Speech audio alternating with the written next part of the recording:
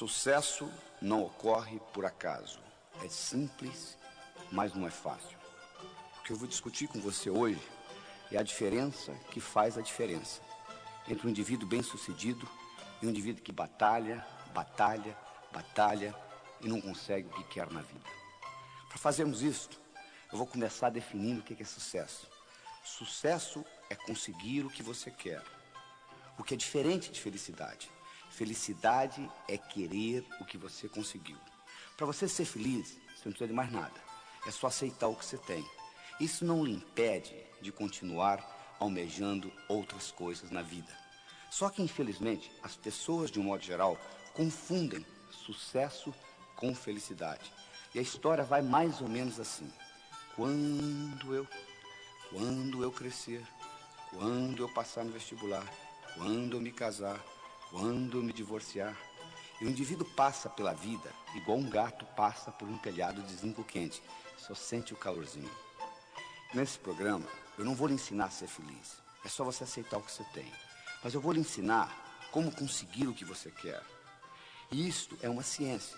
Do mesmo modo que você aprende física, do mesmo modo que você aprende química, você aprende a ser bem-sucedido na vida. Para ser bem-sucedido na vida é muito fácil. É fazer o que precisa ser feito. Então nós vamos fazer o seguinte, nós vamos analisar aqueles indivíduos bem-sucedidos e descobrir quais as características desses indivíduos que fazem a diferença. E vamos incorporar isso no seu cérebro. E com isso você terá a chance também de ser bem-sucedido. Viveu nos Estados Unidos um indivíduo de nome Andrew Carnegie. O senhor Andrew Carnegie nasceu na Escócia. Ele era, na época dele, provavelmente o homem mais rico do mundo. Ele trabalhava no mundo do aço. Um dia, Andrew Carnegie, em uma das suas reflexões, ele teve um insight. Ele teve uma ideia. Ele disse, um dia eu vou morrer como todos nós morremos. Eu vou deixar muito dinheiro para o mundo, como de fato ele deixou. Ele deixou o dinheiro que construiu o Carnegie Hall em Manhattan, em Nova York. Ele deixou o dinheiro por construir a Carnegie Mellon University nos Estados Unidos. Mas ele disse, eu gostaria de deixar mais do que dinheiro. Eu gostaria de deixar essa habilidade que eu tenho, de tudo que eu coloco a mão, vira ouro. E ele então resolveu criar o que se chama a ciência do sucesso. E ele começou a procurar alguém que estivesse disposto a trabalhar com ele nesse projeto por 25 anos. Uma noite ele estava numa festa e ele conheceu um jovem de 19 anos de idade, de nome Napoleon Hill. E ele ficou impressionado com a inteligência desse jovem. E ele propôs a este jovem fazer esse trabalho de 25 anos, desenvolvendo a ciência do sucesso. Napoleon Hill foi para casa, pensou no assunto, avaliou, voltou e disse, eu aceito. Então Napoleon Hill, durante 25 anos, fez um estudo do que era sucesso. Ele teve a oportunidade de entrevistar 16 mil pessoas. Das 16 mil pessoas que ele entrevistou, 1.000 eram milionários. Dos 1.000 milionários, ele selecionou 500, que além de terem dinheiro, tinham paz de espírito, boa vida familiar, boa saúde, etc. E ele analisou profundamente as características desses 500 milionários e comparou com o resto. E ele descobriu que existiam 6 características principais que faziam uma diferença. E essas características são uma boa autoestima, uma boa habilidade de se comunicar, uma boa habilidade de estabelecer metas, de saber o que você quer, uma atitude positiva, uma dedicação ao trabalho e uma ambição sadia. O que eu vou discutir com você neste programa é exatamente como você consegue incorporar na sua estrutura psicológica essas 6 características. Você pode imaginar como se fosse uma escada, onde cada uma dessas características constitui um degrau da escada. E essa escada não leva a nada. Por que ela não leva a nada? Porque a escada do sucesso está sempre em construção. Não tem essa história de chegar. O que vale não é a chegada, o que vale é a caminhada. Então, são características que você vai incorporando. E uma coisa mais, do ponto de vista didático, eu vou dividir para você em 6 degraus, em 6 etapas. Mas do ponto de vista real, é como se fosse um jogo de xadrez. Quem joga xadrez sabe, se você mexer numa peça do xadrez, você não mexeu numa peça, você mexeu no jogo inteiro. Aqui é a mesma coisa. Quando eu melhoro a sua autoestima, a sua habilidade de se comunicar melhora, a sua habilidade de estabelecer metas melhora, etc, etc, etc. Mas do ponto de vista didático, eu vou discutir com você uma de cada vez. Combinado? Muito bem. Então vamos começar com a primeira. Vamos discutir com você autoestima. Gostando mais de você. Se você não gosta de você, o mundo não vai gostar de você. Esta é a verdade. Infelizmente, do modo como nós somos criados, com as repreensões que nós recebemos na infância, estudos feitos mostrando que colocando microgravadores em crianças de 4 anos de idade, para cada elogio eles recebem 9 repreensões. A psicologia moderna mostra que para cada repreensão ser anulada do seu cérebro, você precisa de 7 elogios. E para cada elogio você recebe 9 repreensões durante a sua infância. Imagina o que vai acontecendo com a sua autoestima. Não só isso, você escuta muito não. Até a idade de 8 anos você escuta 100 mil nãos. Não faça isso, não faça aquilo, não faça aquilo, não faça aquilo. Que às vezes naquela época é importante, mas que depois, mais tarde, não tem significado nenhum. Mas você carrega aquilo com você. Conclusão, você chega à idade adulta com a autoestima lesada. Como você tem que continuar vivendo, o que você faz? Você arruma um mecanismo de compensação. Você cria uma máscara. Só que toda compensação traz deformação. Então você termina deformado psicologicamente de uma forma ou de outra. Então o que nós mostramos que a primeira coisa que você tem que fazer é aprender a gostar de você. Você tem que melhorar a sua autoestima. O seu desempenho nunca será maior do que a sua autoimagem. Então, à medida que você melhora a sua autoimagem, você melhora o seu desempenho, tanto pessoal quanto profissional. O bonito disso tudo é que essa autoestima, ela foi codificada no seu cérebro linguisticamente. E do mesmo modo que ela foi codificada linguisticamente, ela pode ser descodificada linguisticamente. Ou seja, você não precisa morrer com a autoestima que você tem, você pode melhorá-la. E você melhora essa autoestima entendendo como que essa autoestima é estruturada em você. O cérebro tem 10 bilhões de células, 100 trilhões de conexões nervosas. E é dividido basicamente em 2 partes, esquerda e direita. O cérebro esquerdo tem funções diferentes do cérebro direito. E existe uma estrutura que liga um hemisfério ao outro. O que acontece é que os indivíduos, de um modo geral, costumam usar muito uma parte do cérebro sem usar a outra. E se você não tiver acesso ao seu hemisfério direito, vai ficar muito difícil você recodificar a sua autoestima, porque ela está ligada ao que nós chamamos na neuroanatomia de sistema límbico. Então eu vou mostrar para você como que você entra nesse hemisfério direito e você consegue melhorar a sua autoestima. Um passarinho para voar precisa de 2 asas. Você nunca vai ver um passarinho voando com a asa só. Um indivíduo, para ser bem sucedido, ele tem que aprender a trabalhar com as 2 partes do cérebro, o hemisfério esquerdo e o hemisfério direito. O hemisfério esquerdo, ele é verbal, ele é lógico, ele é matemático, ele é digital, ele é objetivo. O hemisfério direito, ele é holístico, ele é não verbal, ele é emocional, ele é global. O hemisfério esquerdo ele consegue ver a árvore, mas ele não consegue ver a floresta. O hemisfério direito ele consegue ver a floresta, mas ele não consegue ver a árvore. Então você precisa trabalhar com os 2. Enquanto você aprende a trabalhar com esses 2, infelizmente na escola você não aprendeu, porque a educação no mundo ocidental é orientada predominantemente para o hemisfério esquerdo, então você tem pouco acesso ao hemisfério direito, e 99% do seu poder está a nível inconsciente, porque o hemisfério esquerdo é apenas a ponta do iceberg. Porque o poder, 99%, está no hemisfério direito, está a nível inconsciente. Se você não tem acesso a isso, você não tem acesso a uma grande parte do seu poder pessoal como ser humano. E além disso, você não consegue recodificar coisas que você codificou na infância. Então eu vou lhe mostrar como isso funciona e como você consegue penetrar nesse hemisfério direito e fazer uma modificação nessa estruturação. E com isso, a sua autoestima vai mudar. No momento que a sua autoestima mudar, o seu desempenho vai mudar, ou seja, você vai melhorar o seu dia a dia. E com isso a sua vida vai melhorar. Então vamos trabalhar nisso. Primeira coisa que você tem que entender é o seguinte: você, para entrar no hemisfério direito, os seus músculos têm que estar relaxados. Você não consegue entrar no hemisfério direito com a musculatura contraída. Então você tem que aprender um processo de relaxamento. Nem que seja um relaxamento de 3, 4 minutos. Mas você tem que aprender a dar uma desligada. As grandes ideias no mundo vieram do hemisfério direito. Como que o Einstein descobriu a teoria da relatividade? Ele estava deitado numa rede e de repente ele se imaginou viajando num raio de luz e descobriu a teoria da relatividade. Como que Arquimedes descobriu o princípio de Arquimedes? Ele estava deitado numa banheira, tomando banho, e de repente a ideia veio, e ele correndo nu na rua, eureka, eureka, eureka, achei, achei, achei. Porque o jeito como Arquimedes descobriu o princípio de Arquimedes é porque ele trabalhava para um rei, e o rei deu a ele a incumbência de descobrir se a coroa que o rei tinha ganho de presente era uma coroa totalmente de ouro, ou se tinha prata misturada, mas ele tinha que descobrir isso sem destruir a coroa.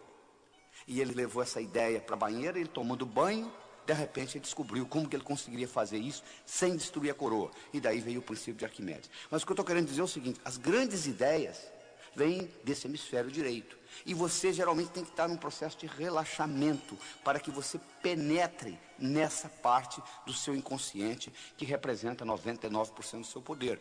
Às vezes, em momentos de dificuldade na sua vida, você já entrou nisso. Tem um caso interessante que eles contam de uma senhora que dirigia numa estrada do Texas. Ela dirigia uma picape e a picape furou o pneu. E ela foi trocar o pneu da picape. E nisso que ela estava trocando o pneu, o macaco desceu de novo. Só que ela não percebeu, ela tinha um filho de 4 anos de idade, que saiu da cabine e entrou debaixo da picape. Na hora que o macaco enguiçou, o menino ficou preso debaixo da picape. Ela foi lá e levantou essa caminhonete. Ela com 50 quilos. Mas de onde que vem essa força? Vem do inconsciente. Do mesmo modo que essa força física foi gerada dessa parte do cérebro, nessa situação difícil, existe uma força mental também que vem do inconsciente, que você consegue despertá-la. Uma outra técnica importantíssima para você desenvolver a sua autoestima é a habilidade de visualização. Você ter essa habilidade de visualizar as coisas. Uma visualização bem feita, o cérebro não sabe se aquilo realmente aconteceu ou você só pensou. Eles fizeram um estudo na Universidade de Yale, no estado de Connecticut, nos Estados Unidos, onde eles pegaram um grupo de 30 estudantes, dividiram em 3 grupos, A, B, C, mas antes de dividir em grupos, eles pegaram os 30 estudantes, deram 10 balas, uma pistola para cada um, colocaram um alvo e cada um deu 10 tiros. E eles marcaram o placar. Depois, aleatoriamente, eles dividiram os estudantes em 3 grupos, A, B e C. O grupo A viria ali 5 vezes por semana, 20 minutos por dia, durante 6 semanas, praticando atirar no alvo. O grupo B faria a mesma coisa, ou seja, 5 vezes por semana, 20 minutos por dia, durante 6 semanas, com a finalidade de ficar ali imaginando que estava atirando, só imaginando, não tinha revólver na mão não. O terceiro grupo viria ali e ficaria ao mesmo tempo conversando, batendo papo. 6 semanas depois eles foram retestados. O grupo que usou o revólver para praticar melhorou no placar 83%. O grupo que só usou a imaginação melhorou 82%.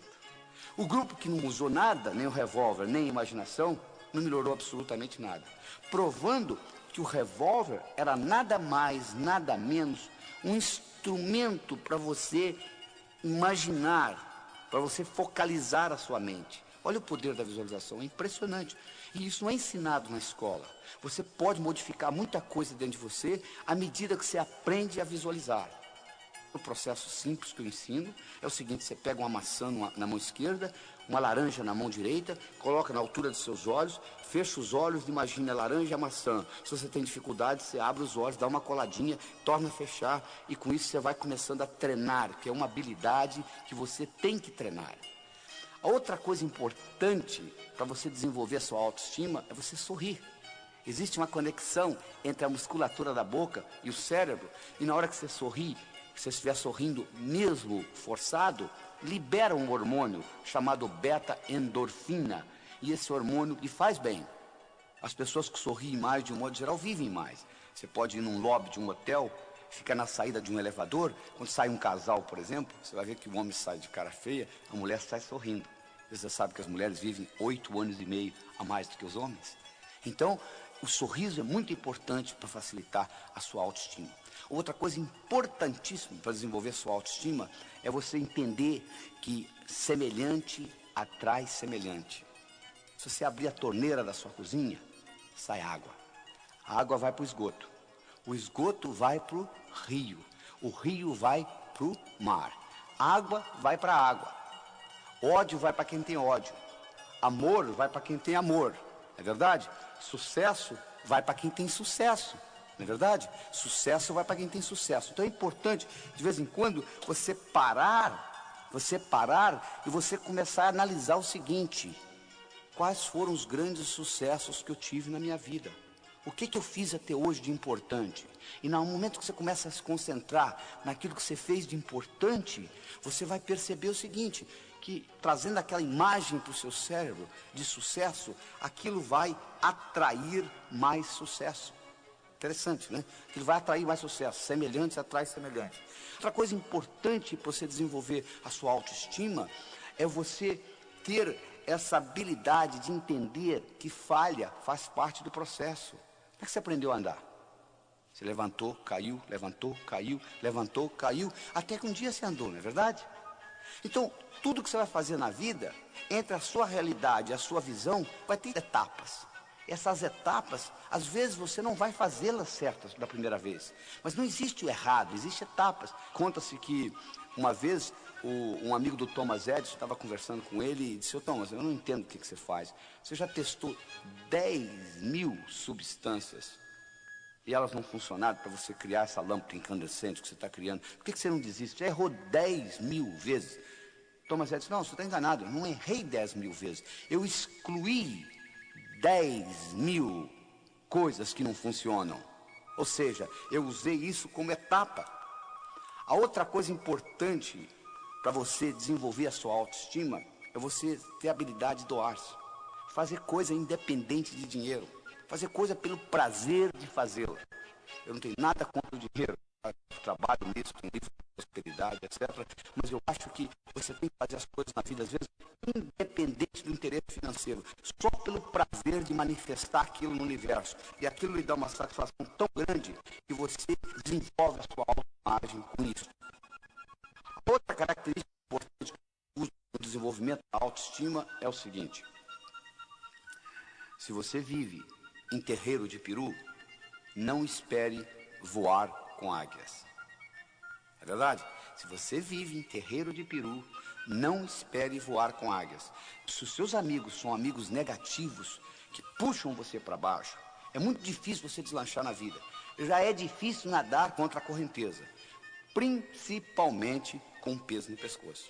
Então é importante você entender que você tem que procurar amizades de pessoas do seu nível ou melhor do que você. Porque você terá espelho, você terá pessoas para você modelar, imitar e, consequentemente, crescer. Se você se liga a indivíduos que estão pior do que você, o que vai acontecer é que vão puxar você para baixo. Então, se você vive em terreiro de peru, é muito difícil você aprender a voar com águias. E, finalmente, uma característica importante na autoestima são as suas qualidades. Você tem que sempre focalizar naquilo que você é bom e não naquilo que você é ruim. Se você tem 1,70 m, você nunca vai ser um excelente jogador de basquete. Por mais que você pratique, você pode praticar 24 horas por dia, 365 dias por ano. Você nunca vai ser um excelente jogador de basquete. Por quê? Sua altura, tendo 1,70 m, não é uma qualidade para jogar basquete. Você tem que procurar aquilo que você é bom e você capitaliza naquilo que você é bom. São Tomé dizia o seguinte: eu preciso ver para crer. Na minha opinião, São Tomé estava um pouquinho enganado. Eu acho que você precisa crer para ver. Tudo que aconteceu de importante no universo, todas as descobertas importantes, elas ocorreram antes de quem inventou vê-las. Ele viu primeiro na mente. Então, se você tem que ver para crer, pouca coisa vai acontecer na sua vida, que você tem que sempre presenciá-la primeiro para depois imitá-la. Você já pensou se todo brasileiro tivesse essa atitude? Eu só acredito que a crise brasileira vai passar o dia que ela passar. E todo mundo falasse do mesmo jeito, todo mundo ia ficar de braço cruzado, esperando essa crise passar. É verdade? Então o que você tem que fazer é o seguinte: você tem que crer para ver. Este é que é o segredo. Você tem que acreditar primeiro e depois colocar em prática. Porque tudo que acontece no universo físico, primeiro aconteceu na mente de alguém. Essa é a grande verdade. É muito importante você entender isso. E essa credibilidade, às vezes você é bloqueado pelas mensagens negativas que você recebeu durante a infância. Eu faço uma analogia muito interessante, seguinte: imagine aí imagine um jarro, e você põe uma pulga dentro desse jarro e você tampa o jarro. Imaginou? Agora, a pulga não vai gostar de ficar nesse jarro. Ela vai pular para sair do jarro. Então ela pula, ela bate na tampa, volta, bate, volta, bate, volta. Chega uma hora que a pulga vai cansar. Então ela vai pular mais baixo um pouquinho. Quando a pulga começar a pular mais baixo um pouquinho, você pode ir lá e destampar a tampa do jarro, que a pulga nunca mais vai pular fora do jarro. Você não acredita? Faça a experiência aí para você ver o que vai acontecer. Mas você não precisa fazer a experiência. Você está lembrado como é que eles treinam o elefante no circo? Eles pegam um elefante bebê, amarram uma corda no pescoço dele, amarram numa árvore. O elefante tenta sair, não consegue, tenta sair, não consegue, tenta sair, não consegue, até que o elefante desiste. No momento que o elefante desistiu, ele agora está condicionado. Quando ele é adulto, agora a única coisa que o palhaço tem que fazer é amarrar uma corda no pescoço dele e amarrar na perna do tamborete. E ele continua pensando que ele está amarrado numa árvore. Interessante, né? Porque ele está condicionado. Você não precisa ir ao circo. Olhe no espelho.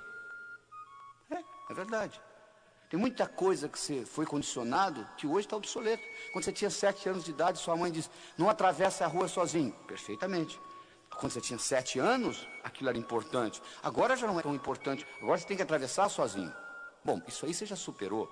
Mas existem muitas outras crenças, muitas outras limitações que foram impostas pelos seus pais em você, com a melhor das intenções, que estão lhe bloqueando, e estão bloqueando essa sua habilidade de crer para ver. É isso que você tem que aprender a desenvolver, porque o seu cérebro trabalha ciberneticamente. O que é isso? Para quem não sabe o que é cibernética, cibernética é a disciplina que estuda sistemas autônomos. Se você coloca um termostato no ar-condicionado de uma sala, e vamos supor que você coloque 22 graus Celsius, a temperatura da sala vai ficar mais ou menos em torno de 22 graus Celsius, independente da temperatura lá fora.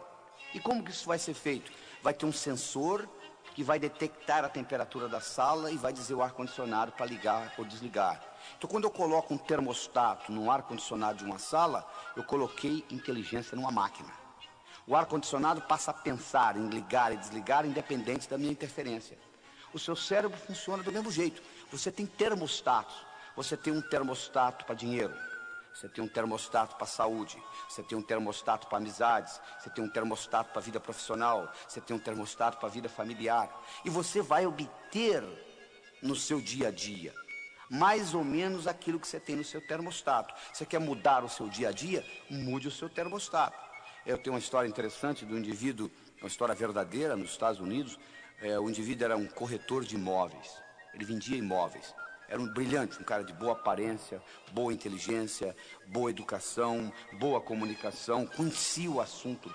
Mas, infelizmente, quando chegava no fim do ano, ele juntava o que ele tinha ganho, ele faturava $30 mil por ano, que nos Estados Unidos não é muita coisa. E ninguém conseguia entender, um cara tão brilhante na profissão dele, como ele conseguia ganhar só $30 mil por ano?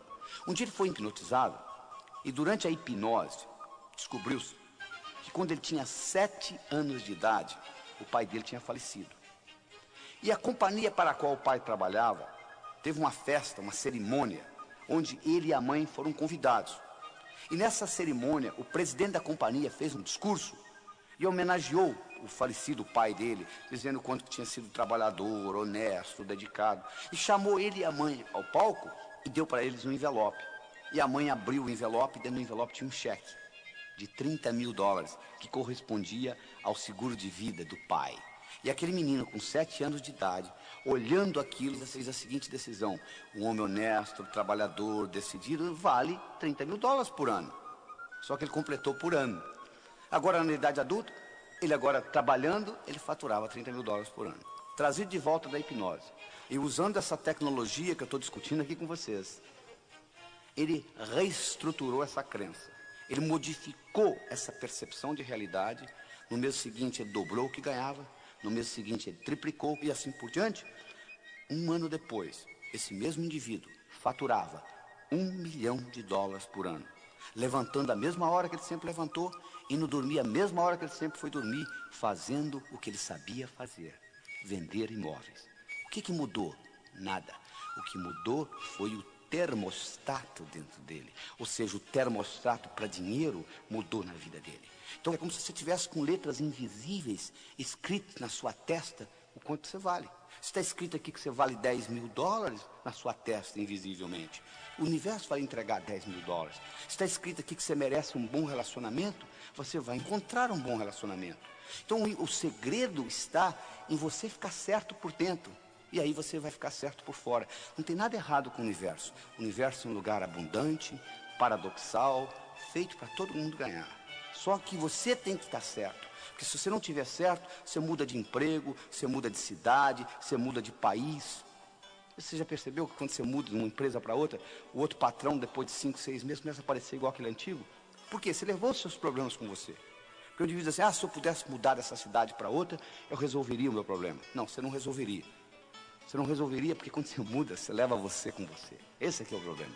Se você pudesse deixar você na outra cidade, mas você leva você com você, e os seus problemas são internos, então eles serão manifestados na outra cidade, de uma forma diferente, com faces diferentes, com ambientes diferentes, mas serão manifestados. Este é o grande problema. Então o que você tem que entender, você tem que reestruturar de dentro para fora.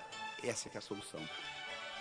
A analogia que eu quero deixar para você nessa autoestima é a seguinte: imagine um jarro com bolas de várias cores dentro desse jarro. Imaginou? Imagine que tem vermelha, verde, amarela, e as amarelinhas são os problemas que você carrega com você na vida, as codificações negativas de infância, etc. Você tem 2 modos de você eliminar essas amarelinhas de dentro desse jarro. Uma delas, você vai lá e tira uma por uma das amarelinhas. Você pode fazer isso na psicoterapia, etc.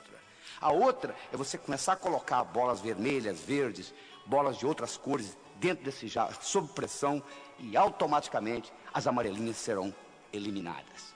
Isso é um jeito de fazê-lo. Então começa a fazer planos, começa a estudar o que você quer fazer diferente, começa a valorizar mais o seu trabalho, valorizar mais a sua autoimagem, e com isso você vai notar que à medida que a sua autoimagem melhora, o seu desempenho melhora. Então esta é a primeira das 6 características importantes. Comunicação. Comunicação é fundamental em você conseguir o que você quer. Qual o valor de uma moeda de ouro no fundo do Oceano Atlântico, onde ninguém consegue chegar lá? Vale nada, não é verdade? O que adianta você ter conhecimento na sua cabeça se você não consegue se expressar? Não resolve absolutamente nada. Comunicação é uma habilidade essencial na sua vida pessoal e profissional. Deixa eu lhe perguntar uma coisa. O quanto de comunicação você aprendeu na escola? Praticamente nada, né? O que você sabe de comunicação, você aprendeu por autodidatismo ou por osmose. Ninguém nunca lhe ensinou como que o cérebro se comunica. Não é verdade? E é essencial para você entender isto. Então nós vamos discutir com você como que você consegue aumentar o que eu chamo a sua inteligência interpessoal. Como que você faz isso? Primeiro, você é julgado na vida por 4 coisas: o que você faz, a sua aparência, o que você diz e como você diz o que você diz. O que você faz? Como é que você descreve a sua profissão? Se você não valorizar o que você faz, o mundo não vai valorizar, isso eu posso lhe garantir. Às vezes o sujeito reclama assim, porque o meu patrão não me dá o valor que eu mereço. Você se dá. Você valoriza o trabalho seu? A valorização tem que começar com autovalorização. Ou seja, primeiro você tem que gostar do seu trabalho, você tem que valorizá-lo, você tem que aprender a descrevê-lo de uma forma atraente. A história que eu conto é o seguinte: você pega 2 pedreiros, um trabalhando ao lado do outro. Você pergunta para o pedreiro, o que você faz na vida? Ele diz, eu sou pedreiro, eu coloco um tijolo em cima do outro, um tijolo em cima do outro. Você pega outro indivíduo que também é pedreiro, que está sentado ao lado dele, e você pergunta, o que você faz na vida? Eu sou pedreiro, eu estou construindo a Catedral de Notre Dame, que vai ficar para a posteridade. Olha que interessante. Os 2 fazem a mesma coisa, colocam um tijolo em cima do outro. Um está vendo a profissão dele como colocar um tijolo em cima do outro. O outro tem uma perspectiva muito maior. Ele tem a sensação que ele está construindo uma coisa que vai ficar para a posteridade. Então, a pergunta para você que eu tenho é o seguinte: o quanto que você valoriza o seu trabalho? Não interessa a sua profissão, o seu trabalho é importante. A segunda coisa que você vai ser julgado é pela sua aparência. Você já imaginou se você encontrasse um indivíduo, se fosse num curso, fazer um curso sobre sucesso, e você encontrasse lá um indivíduo de jeans, furado no joelho, tênis desamarrado, camiseta, uma tatuagem no braço, mascando chiclete? Você diz, poxa, mas esse é um indivíduo que vai ensinar sucesso? A aparência é fundamental. Eu digo o seguinte: se você quiser servir o exército, não apareça lá com o uniforme da Marinha. Se você quer jogar no time do Flamengo, não entre em campo com a camisa do Fluminense. Ou seja, você tem que se vestir de acordo com a mensagem que você quer passar. Eles fizeram um estudo em Nova York, no metrô de Nova York, na época que o metrô era 75 centavos. Eles pegaram um estudante, colocaram 50 centavos na mão dele e disseram o seguinte: ó, você vai ficar aqui na porta do metrô e vai abordar as pessoas do seguinte modo. Você vai dizer assim: ó, esqueci minha carteira em casa e o metrô é 75 centavos, eu tenho 50. Dá para completar 25 para ir para casa? O estudante fez isso durante 1 hora. Ganhou $6. Nada mal, né? Na segunda hora, eles colocaram uma gravata nele. Ele ganhou 18. 3 vezes mais. Os psicólogos fazendo o estudo pensaram: vai ver que, sabe o que aconteceu? Ele ganhou know-how, ele aprendeu como solicitar. Por isso que ele conseguiu mais na segunda hora do que na primeira. Aí o outro disse: não, mas deve ser por causa da gravata. Não é, vamos tirar a dúvida. No dia seguinte, eles fizeram o inverso. A primeira hora, o estudante ficou de gravata. A segunda hora, ele ficou sem gravata. Aí na primeira hora, ele ganhou 3 vezes mais do que a segunda. Além disso, não só ele ganhou mais, teve gente que deu dinheiro para ele para comprar o jornal, sem ele pedir. Olha que interessante. Isso é só para mostrar o valor da aparência. Por exemplo, nos Estados Unidos, mais do que no Brasil, o valor de você estar de gravata é importantíssimo. Então, se você quer servir exército, não apareça lá com o uniforme da Marinha. É importante você cuidar da sua aparência. Então, a primeira coisa que é importante é você saber descrever bem o que você faz. Valorizar o seu trabalho. A segunda coisa importante é a sua aparência. Quer dizer, você tem uma aparência que é agradável. A terceira coisa importante é o que você diz. É importante o que você diz, porque você vai expressar a sua inteligência. Se você não está certo de uma coisa, fique calado. Porque enquanto você estiver calado, eles não sabem se você é inteligente ou não. Mas no momento que você falar besteira, eles vão detectar imediatamente que você não é tão brilhante naquele assunto. Então, o que você não sabe, escute. Por isso nós temos 2 ouvidos e uma boca só. Porque nós somos construídos para escutar mais do que falar. E ainda tem mais. Toda vez que você fala, a sua pressão aumenta, sabia? Toda vez que você escuta, a sua pressão diminui. Então existe um reflexo cardiovascular entre você falar e ouvir. Quando você fala, a pressão sobe. Quando você escuta, a pressão desce. Então, escutando, não só você está fazendo bem para o seu corpo, porque você está com a pressão diminuída, como também você está aprendendo, um jeito de você aprender. E quarta característica, não só o que você fala, mas como você fala. Eu poderia trazer alguém aqui que fizesse essa apresentação do mesmo jeito que eu estou fazendo, usando o mesmo vocabulário. A apresentação poderia ser muito melhor ou muito pior, porque não é só o que eu falo que está sendo contado aqui, é como eu falo, que ênfase que eu dou às palavras, de que modo que eu coloco a energia, isso tudo conta. Vou provar isso para vocês. Escute essa frase. Eu não disse que ele roubou o dinheiro. Eu não disse que ele roubou o dinheiro. Quem foi que disse? Eu não disse que ele roubou o dinheiro. Como que você se expressou? Eu não disse que ele roubou o dinheiro. Quem foi que roubou? Eu não disse que ele roubou o dinheiro. Como que ele conseguiu? Eu não disse que ele roubou o dinheiro. O que foi então que ele roubou? Olha só, a mesma frase tem 5 significados diferentes, dependendo de onde você coloca a ênfase. Não é verdade? Às vezes tem briga de marido e mulher, a mulher pergunta para o marido: bem, você está com raiva? Não! O que você acha? Não é só o que você diz que conta, mas como você diz. Então são essas 4 características importantes na sua comunicação. O modo que você expressa e valoriza a sua profissão, como é que você apresenta o que você faz, a sua aparência, o que você diz e como você diz. E como você diz tem muito a ver com o movimento dos olhos. Através do movimento dos olhos, você pode se tornar mais inteligente, mais criativo, melhorar a sua memória, melhorar a sua comunicação e até a sua vida sexual, através do movimento dos olhos. Você pode movimentar seus olhos em 9 posições diferentes. Você pode olhar para cima, para a esquerda, para o centro, para a direita. Você pode olhar na horizontal, para a esquerda, para o centro, para a direita. Você pode olhar para baixo, para a esquerda, para o centro, para a direita. Vou repetir aí, olha só. Você pode olhar para cima, para a esquerda, para o centro, para a direita. Você pode olhar na horizontal, para a esquerda, para o centro, para a direita. Você pode olhar para baixo, para a esquerda, para o centro, para a direita. Vamos esquecer as posições centrais que não tem nada a ver com essa nossa apresentação aqui de hoje. Sobram 6 posições. Você pode olhar para cima, para a esquerda, para a direita. Você pode olhar na horizontal, para a esquerda, para a direita. Você pode olhar para baixo, para a esquerda, para a direita. De acordo com a posição do olho, você vai ativar áreas diferentes dentro do seu cérebro. É verdade. Então, vamos explicar isso melhor. O abecedário do pensamento tem 3 letras. O que é isso?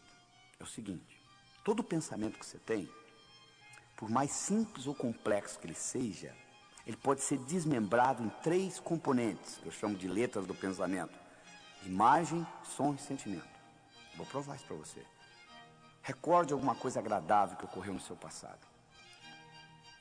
Então, olha aí, veio uma imagem no seu cérebro, com ou sem sons, dependendo do que aconteceu lá, o barulho do mar, o vento, ou a música, ou alguém conversando, não é verdade? E a sensação é agradável, porque eu solicitei um evento agradável. Todo o pensamento, por mais simples ou complexo, você pode desmembrá-lo em imagem, som e sentimento. É assim que o cérebro trabalha.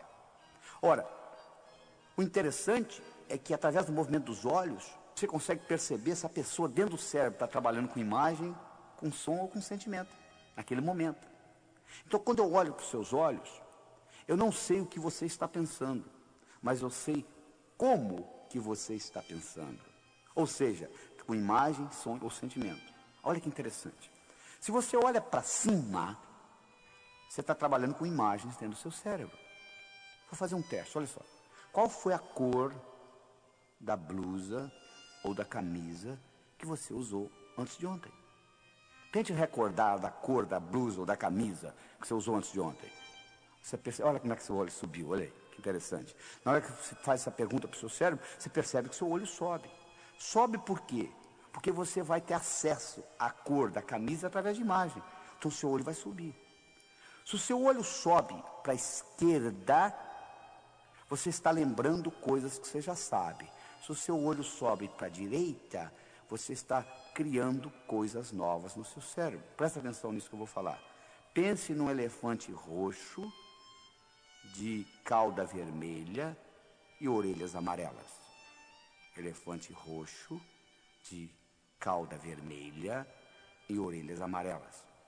Olha o que acontece com o seu olho quando você começa a visualizar. A tendência é ele subir para cima, para a direita. Porque você nunca viu um elefante com essa cor. Você tem que criar isto no seu cérebro. Ora, você aprendeu então que quando você trabalha com imagens, os seus olhos sobem. Para a direita, criando coisas novas. Para a esquerda, recordando. Eu disse para vocês que através do movimento dos olhos você pode melhorar a sua memória. Claro que você pode. Se eu estou querendo lembrar uma imagem de alguém, estão lembrados do João? O João, quem que é o João? O João. Aí você olha, lembrei. Por que você lembrou? Porque você coloca o olho na posição certa, ou seja, para cima, para a esquerda. E aí você lembra, porque você ativa a parte do cérebro que tem a memória visual. Se você é um pintor e você está querendo criar um quadro, e se você trabalha olhando para cima, para a direita, a sua criatividade vai aumentar, automaticamente, porque você está ativando aquela parte da criatividade visual. Se você trabalha com os olhos na horizontal, você está trabalhando com sons dentro do cérebro. Se você olha na horizontal para a direita, você está criando novos sons. Se você é um compositor, você está sentado no piano e você quer aumentar a sua criatividade como compositor, você trabalhando, olhando na horizontal para a direita, facilita o processo. Se você está lembrando da face do indivíduo, mas esqueceu o nome, esqueceu, de repente você lembra, é só você colocar os olhos na horizontal para a esquerda que você vai lembrar. Se você olha para baixo, para a esquerda, você está conversando com você mesmo, essa voz aí que está, que voz? Essa que está perguntando que voz? Está aí atrás da cabeça, fazendo comentários daquilo que eu vou falando. Se você olha para baixo, para a direita, você tem sensações do corpo e sensações de emoções. Então eu estou mostrando que através do movimento dos olhos, você consegue ter a melhor ideia do que está acontecendo dentro do cérebro. Ora, se eu estou conversando com você, e eu percebo que seus olhos subiram, eu não sei o que você está pensando, mas eu sei como que você está pensando, usando imagens. Se agora eu uso a minha palavra para encaixar nisto, e eu falo assim, você está vendo o que eu estou falando? Quando eu coloquei a palavra vendo, e o seu canal visual está aberto, essa palavra encaixa direitinho. É a mesma coisa que está entrando raios de televisão onde você está, mas você não está conseguindo captá-los porque você não está com o receptor ligado. No momento que você ligar naquele canal, você pega. Ora, se eu encontrei o canal aberto e eu solto a palavra vendo, isso tem um impacto no seu cérebro muito maior que se eu tivesse soltado uma palavra auditiva. E a partir daí, eu começo a me tornar um melhor comunicador. Isso nós vamos discutir no outro programa, numa outra fita da comunicação global, aumentando sua inteligência interpessoal, onde nós vamos mostrar em mais detalhes como que você aumenta isso. Mas o que eu quero mostrar aqui é que para você ser bem sucedido, você tem que melhorar a sua habilidade de se comunicar. E isso não foi ensinado na escola, entende? O que você aprendeu de comunicação, você aprendeu por intuição, por osmose, copiando os outros. Mas o que eu estou lhe mostrando aqui é que o cérebro tem um mecanismo de se comunicar. E no momento que você aprende isso, a sua habilidade, o seu poder pessoal aumenta e o que você tem para conseguir na vida muda. Então é muito importante você entender que comunicação é fundamental, é essencial. Eu vou repetir aquilo que eu falei no começo. Qual o valor de uma moeda de ouro no fundo do Oceano Atlântico, onde ninguém chega lá? Não adianta nada. Não adianta você ter conhecimentos brilhantes dentro do seu cérebro se você não consegue se comunicar com o mundo. Não é verdade? Então é isso que está aí. Então nós já discutimos duas coisas. Duas características que fazem a diferença, não é isso? Entre os indivíduos bem-sucedidos e aqueles que batalham, não conseguem o que é na vida. Uma delas foi a autoestima, e eu mostrei para você que você pode mudá-la. E a segunda é a comunicação. Eu estou mostrando para você também que você pode mudá-la. Você não vai num berçário e diz aquele ali vai ser um bom comunicador, aquele não vai, aquele não vai. Comunicação é programação. Então nós estamos melhorando a programação e melhorando a comunicação das pessoas através desse processo. Vamos discutir uma terceira coisa. Metas. E como que nós transformamos sonhos em metas. Tem gente que nem sonha mais, já parou de sonhar. Tem gente que sonha a vida inteira. Mas como que você consegue transformar sonhos em metas? Bom, quando você terminar de escutar essa fita, você vai fazer outra coisa, não vai? Provavelmente você já sabe o que é, não é? Agora deixa eu lhe perguntar uma coisa. O que você vai fazer com a sua vida daqui a um ano? Hein? Daqui 5 anos, daqui 10 anos, daqui 15 anos, daqui 20 anos. Sabe o que você vai dizer para mim? Não tive tempo ainda de parar para pensar. Coisa mais importante que é a sua vida, você não teve tempo de planejar, né? É tão difícil você voltar, você conseguir uma coisa que você não sabe o que é, como voltar de um lugar que você nunca foi. Não é verdade? Então, a primeira coisa que você tem que entender é o seguinte, você tem que saber o que você quer. Você tem que saber transformar, você tem que sonhar, você tem que transformar seus sonhos em metas e você tem que implementar essas metas. Deixa eu contar para vocês o resultado de um estudo fascinante que foi feito na Universidade de Harvard. Em 1953, eles entrevistaram todos os formandos da Universidade de Harvard. Fizeram um questionário grande. O que você vai fazer depois de formado? Nos primeiros 6 meses, 1 ano, 5, 10, 15, 20. A maioria não tinha a menor ideia. Uma pequena minoria tinha uma ideia. Dessa pequena minoria, uma pequena minoria ainda menor, tinha por escrito. Em 1973, 20 anos depois, eles reentrevistaram esses estudantes. Sabe o que eles descobriram? Que aqueles 3% que tinham por escrito o que eles iam fazer nos próximos 6 meses, 1, 5, 10, 15, 20 anos, valiam mais financeiramente do que os 97% juntos. Além do mais, tinham melhor vida familiar, menor número de hospitalização, etc, etc, etc. Eles ficaram fascinados com o resultado e resolveram avaliar. Vai ver que esses indivíduos são mais inteligentes. Eles foram verificar o QI era o mesmo. Vai ver que vem de raça diferente. Não, não era diferente.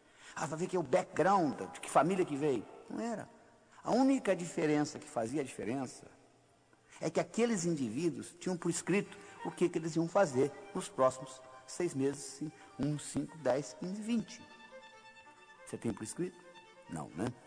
Pois é, deixa eu lhe ajudar nessa então, tá? Porque se você falhar em planejar, meu amigo, você está planejando em falhar. Tá bom? Então vamos discutir algumas das metas que você pode criar para você, tá bom? Você pode criar, por exemplo, uma meta física. É importante você ter um corpo sadio. Isso é fundamental na sua vida. Porque a mente não está só dentro do cérebro. A mente está no corpo inteiro. Não tem jeito de você ter uma mente sadia com um corpo doente. Então é importante você ter meta física. Mas tem gente que só tem meta física. Você vê um indivíduo que faz 8 horas de musculação e fica com um físico enorme andando na rua. E quando chega aos 50 anos entra em profunda depressão porque a musculatura começa a atrofiar. Ou seja, eles colocaram o ego todo no músculo. É importante você ter um corpo sadio? Mas você não pode colocar todos os seus ovos na mesma cesta. Porque alguém vem, carrega a cesta e leva. Então, é importante você ter meta física. Claro que é, mas não é só meta física que você tem que concentrar. É importante você ter meta financeira? Claro. Nós vivemos num mundo material. Dinheiro só não é importante para quem não precisa.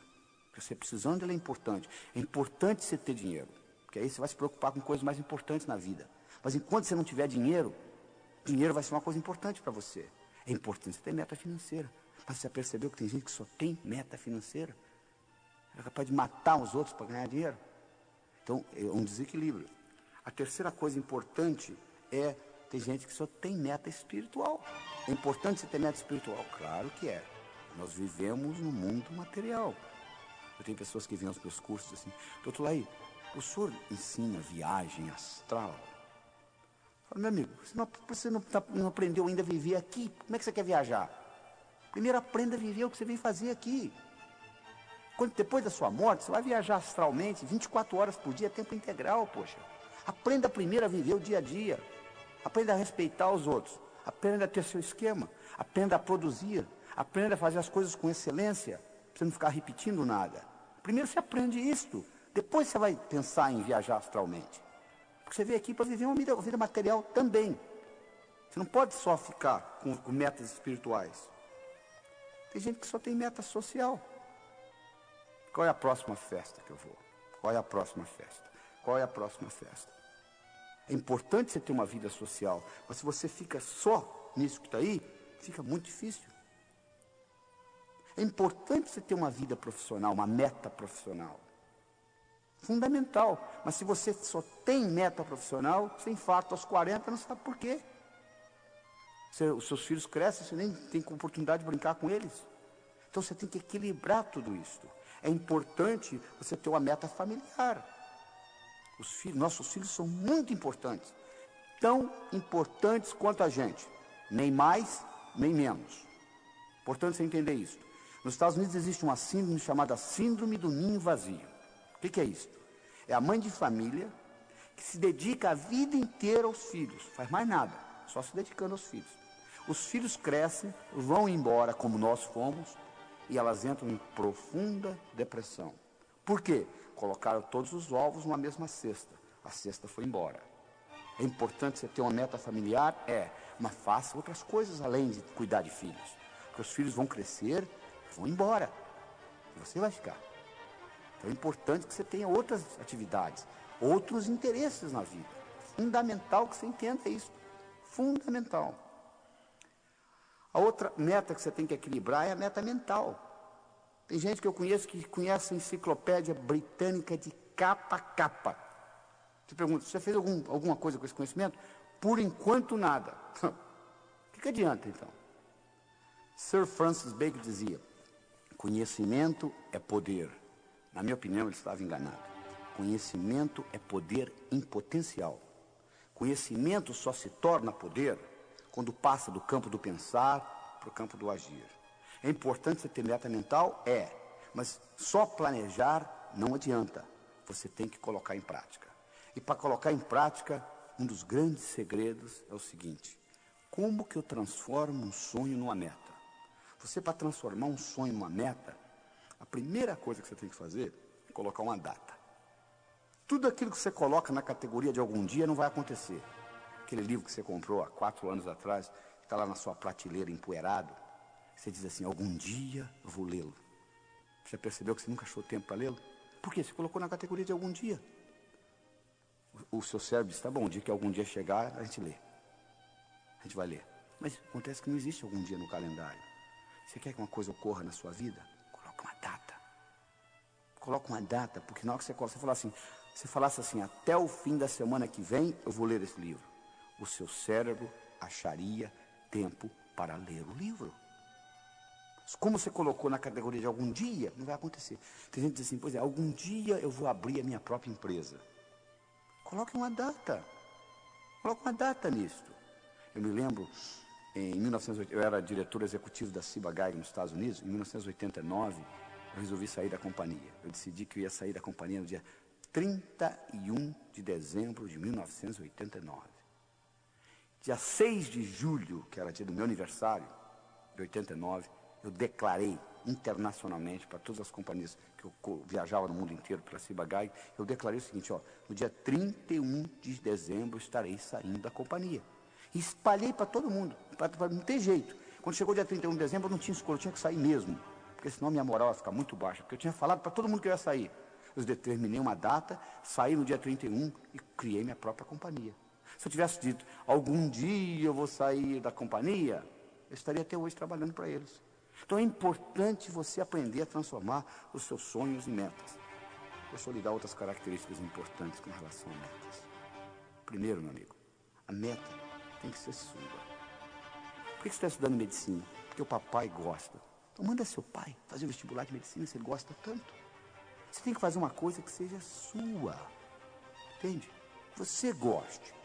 A segunda coisa, você tem que estar comprometido, não é envolvido não, é comprometido. As pessoas chegam para mim e dizem assim: como é que faz para ter sucesso como o senhor tem? Eu falo: sucesso é muito fácil, é só fazer o que precisa ser feito. É que as pessoas não estão dispostas a fazer o que precisa ser feito. Aí não acontece nada. Nada ocorre na sua vida sem a sua participação. É muito fácil ser bem sucedido na vida, é só fazer o que precisa ser feito. Você tem que estar comprometido. Existe uma grande diferença entre comprometimento e envolvimento. Hoje de manhã, no café da manhã, eu tive presunto com ovos. A galinha que botou os ovos estava envolvida no meu café da manhã. O porco estava comprometido. Ele deu a vida pelo presunto. Vocês entenderam a diferença? Ou seja, quando você está comprometido com a sua meta, você sabe o que vai acontecer. Não interessa os obstáculos, você vai vencê-los. Sua meta tem que ser grande, meu amigo. Você tem que mirar na lua. Porque se você errar, você não vai estar entre as estrelas. Faça metas grandes. Quando você contar para os seus amigos, eles não acreditam. E tá bom. Quando eu mudei para os Estados Unidos em 1976, falei para um amigo meu: em 3 anos eu vou ensinar cardiologia para americano. Ele riu de mim e disse: como é que pode? Você está vindo lá do Brasil, vai ensinar cardiologia para americano? Sabe quanto tempo levou?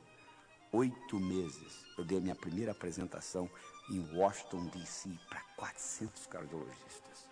Quando eu contei para o meu amigo que eu ia ensinar cardiologia para americano, ele riu. Eu sabia que o tamanho estava bom, não precisava aumentar. Se ele acreditasse, eu teria que aumentar. Você tem que fazer a meta grande. Como eu disse, você tem que mirar na lua. Porque se você errar, você ainda vai estar entre as estrelas. Você tem que fazer metas a longo prazo. 5, 10, 15, 20 anos. Porque se você fizer meta a longo prazo, seu chefe lhe der uma bronca amanhã de manhã, não vai estragar seu dia. Você diz: não, estou interessado para frente. Isso aqui é apenas uma etapa para chegar lá. Então é importante você entender essa característica. Você tem que planejar. Se você falha em planejar, você está planejando em falhar, meu amigo. É importante você entender essa característica. Você tem que ter atividades diárias. Você diz assim: eu quero ser milionário em 5 anos. Bom, como que você vai estar daqui a 4, daqui a 3, daqui a 2, daqui a 1, daqui a 6 meses, daqui a 30 dias? Daqui 7 dias. O que você vai fazer amanhã de manhã para ser milionário daqui 5 anos? É só esperar os 5 anos passar e acabou, não. Você tem que dividir as suas metas. E o bacana é quando você corta elas em pedacinhos, é como comer um salame. Você não come um salame inteiro, mas se eu cortar fatia por fatia com uma cervejinha, você acaba comendo o salame todo. As metas é a mesma coisa, se você vê-las como um todo, elas assustam. Mas se você quebrá-las em pedacinhos, muito importante. É também importante você descobrir onde você está, com relação à sua meta. Você liga para mim e fala assim, doutor Laí, como que eu chego a São Paulo? Eu lhe pergunto, onde você está? Ah, não sei. Então, se eu me desculpar, eu não posso lhe orientar. Porque se você estiver ao norte, eu vou lhe falar para dirigir sul. Se eu estiver ao sul, eu vou lhe falar para dirigir norte. Mas se você disser para mim, eu não sei. Eu me lembro de um caso de um americano, eu estava dando um curso, um americano falou assim, eu quero $50 mil na minha conta até o fim do ano. Eu falei, perfeito, é específico, tem data. Quanto você tem? Ele disse, não sei. Poucos dias depois ele me ligou, ele disse, você não vai acreditar, doutor, eu dei uma checada nas minhas contas todas, somei. Você sabe quanto que eu tenho no banco? $55 mil. Engraçado, né? Você estava pedindo uma coisa que você já tinha, né? Tem muita gente que faz isso na vida. Ah, se eu tivesse talento... O que você acha que é talento, meu amigo? Você acha que o pianista senta lá e começa a tocar piano? Talento é resistência na musculatura glútea. É sentar lá e praticar. Porque quanto mais você pratica, mais sortudo você fica. Então é importante você entender isso. Se você não sabe o que você quer, é muito difícil você conseguir as coisas. Tá bom? Até lá.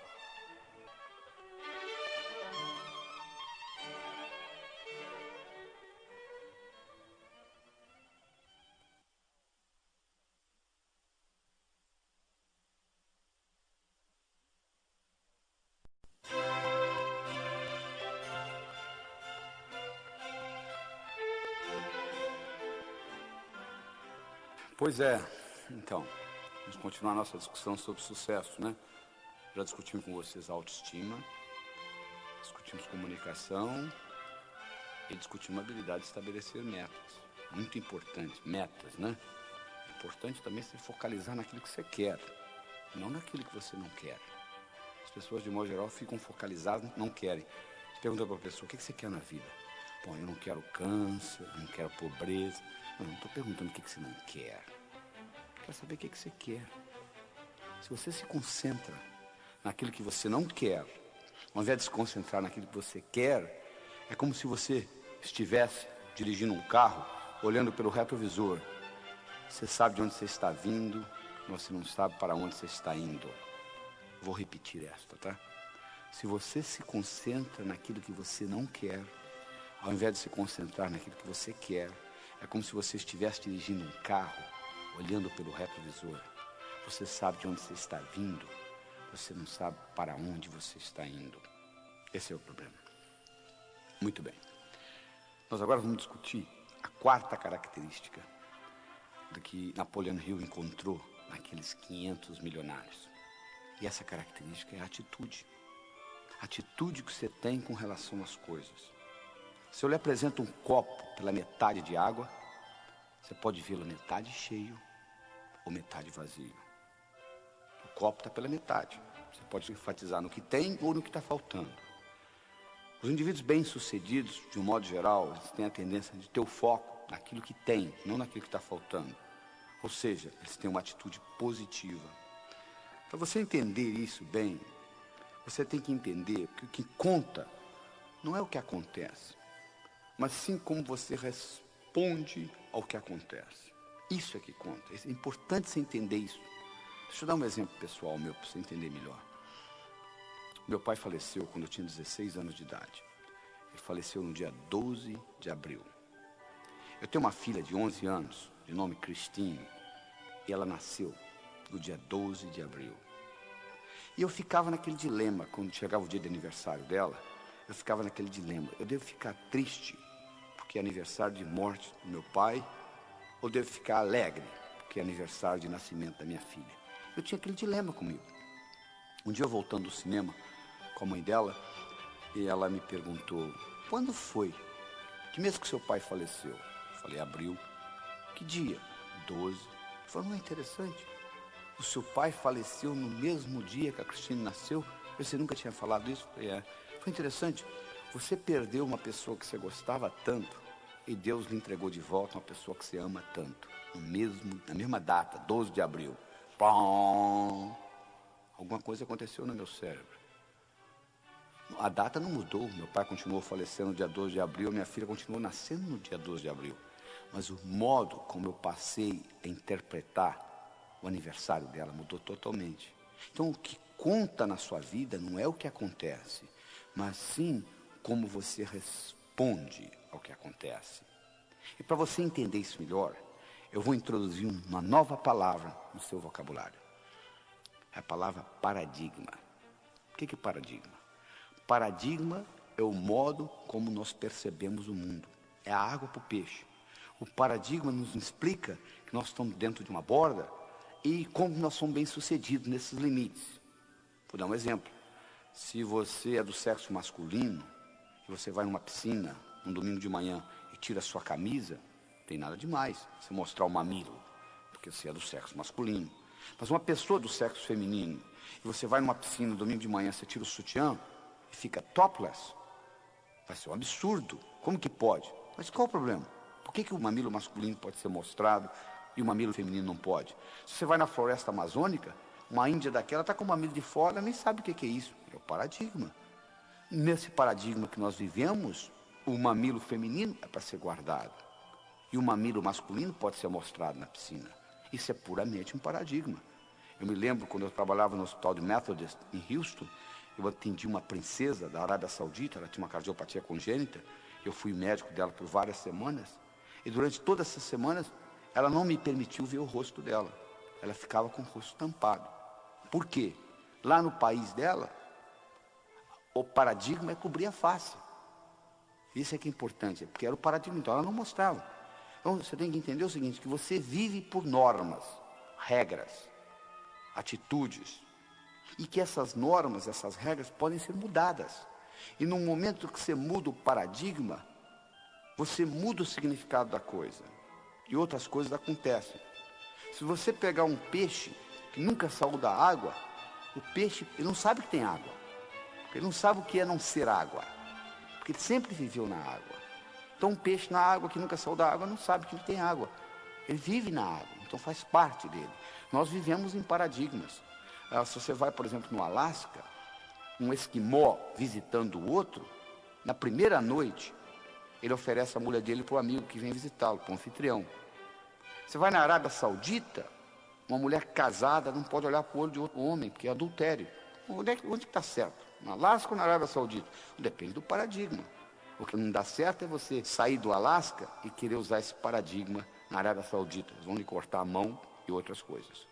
Então, o importante é você entender que você vive a sua vida em paradigmas. E quando um novo paradigma é apresentado, uma nova ideia é apresentada, ela primeiro aparece como ridícula. Isso é besteira, isso é coisa de louco. Você imaginou, por exemplo, quando a máquina de escrever apareceu? A secretária que era boa para escrever rapidamente, fazia taquigrafia, ela dizia para o patrão, mas que besteira, olha aí, para que máquina, olha como que eu faço isso rápido. Bom, a máquina foi evoluindo, passou na frente dela. Quando o Henry Ford lançou nos Estados Unidos o modelo T, aquele carrinho pretinho, os indivíduos que tinham carruagens, eles olhavam aquilo e diziam, não sei porque esse pessoal compra esses carros, olha aí, olha que coisa, a velocidade que isso anda aqui, eu na minha carruagem, eu ando muito mais rápido. Ora, no começo era assim, à medida que o tempo foi passando, a velocidade do carro foi aumentando, chegou um ponto que não dava mais. Não é verdade? Pois é, então isso é uma mudança de paradigma. Você tem que levar isso em consideração. Um indivíduo de nome Thomas Kuhn, K-U-H-N. Dr. Kuhn foi professor da Universidade de Harvard. E ele fez um estudo dos últimos 400 anos de ciência. E ele mostrou uma coisa fascinante. Ele mostrou que os próprios cientistas vivem em paradigmas. Que quando um cientista descobre um dado que não encaixa no paradigma dele, das duas uma, ou ele é incapaz de perceber o dado, ou ele manipula até encaixar no paradigma dele. Então ciência é nada mais, nada menos do que uma expressão de paradigmas. O Albert Einstein, ele nunca usou a palavra paradigma. Ele tem uma frase famosa que diz o seguinte, os problemas importantes não podem ser resolvidos no mesmo nível de pensamento que eles foram criados. Olha que interessante. Os problemas importantes não podem ser resolvidos no mesmo nível de pensamento que eles foram criados. Ou seja, exige uma mudança de paradigma para que isso ocorra. Deixa eu mostrar para vocês um paradigma em ação. Você vai ter que ter uma boa habilidade de visualização para seguir o que eu vou falar. Imagine o seguinte: 3, 6, 9 pontos, dispostos como se fosse num quadrado, onde eles estão no canto, no meio, no outro canto do quadrado, em cima, no meio e embaixo. 3, 6, 9 pontos. Agora pega um lápis e com 4 linhas retas, tenta passar por esses pontos. Vê se você consegue. Só com 4 linhas retas, sem tirar o lápis do papel e sem passar pela mesma linha 2 vezes. Você vai ver que sempre sobra um, olha aí. Sempre sobra um, sempre sobra um. A não ser que você saia do quadrado. Que quadrado? Você que criou o quadrado. Se você vai lá embaixo, se você está tendo dificuldade em visualizar, você pode passar lá na livraria e abrir o Sucesso Não Ocorre Por Acaso, que eu tenho essa explicação lá no livro. Você vai ver o seguinte, que agora você consegue, interessante. Antes você não conseguia. De repente, quando você muda o paradigma, você consegue. Na vida é a mesma coisa. Às vezes você não está conseguindo fazer dentro do paradigma que você vive. Você muda o paradigma e isso ocorre. Então deixa eu lhe ensinar como é que você muda o paradigma. Vamos pegar o seguinte, vamos pegar uma coisa interessante. Vamos fazer uma hierarquia de ideias aqui, tá bom? Olha só. Pega a palavra transporte. Tá? Bom, transporte. Como é que você pode ter transporte? De carro, de navio, de avião, de trem. Não é verdade? Pega a palavra carro. Como é que você pode? Ó, você tem Volkswagen, você tem Ford, tem Chevrolet. Vamos pegar Ford. A Ford, você tem vários carros. Você tem Del Rey, você tem um carro chamado Taurus. Ó, pega o carro Taurus, por exemplo, que é o melhor carro que a Ford tem. Você pega o carro Taurus, você pode olhar a parte mecânica dele, você pode olhar a lataria e etc. Estão sentindo? Ó, transporte, carro, Ford, Taurus, lataria, etc. Deixa eu lhe perguntar uma coisa. Se eu fosse para lhe oferecer um emprego, o que você gostaria de ser chefe? Você gostaria de ser chefe da lataria do Taurus ou do Taurus como um todo? Você dizia, claro que eu quero ser chefe do Taurus como um todo. O que você gostaria de ser chefe do Taurus ou você gostaria de ser chefe da Ford? Ah, claro que é da Ford. O que você gostaria de ser chefe? Da Ford ou você gostaria de ser chefe de carros? Ah, claro que é de carros. Eu ia mandar na Ford, na Volkswagen, na BMW, etc. O que você gostaria de ser chefe? De carros ou de transportes? Claro que é de transporte. Você ia mandar em navio, avião, trem. Olha que interessante. Há uma hierarquia de ideias. Ora, se eu estou tendo um problema com carros, vamos supor que eu estou tendo um problema com carros em São Paulo. Está demais. Então eu tenho um problema com carros. Como que eu resolvo o problema? Só se eu mudar o paradigma. Como que eu mudo o paradigma? Eu faço a seguinte pergunta. Com que finalidade que existe carro? Transporte? Olha, eu já mudei hierarquicamente para a coisa de cima, para o nível superior. Que outros exemplos eu tenho de transporte? O trem, metrô. Ah, metrô. Então vamos resolver o problema com o metrô. Olha, para eu colocar metrô em São Paulo, o que eu fiz? Eu peguei carros, eu subi hierarquicamente, eu vi a coisa de um ângulo diferente, eu fui acima no paradigma, eu desci pelo outro lado. Interessante. Será que isso me ajuda no dia a dia? Claro que ajuda.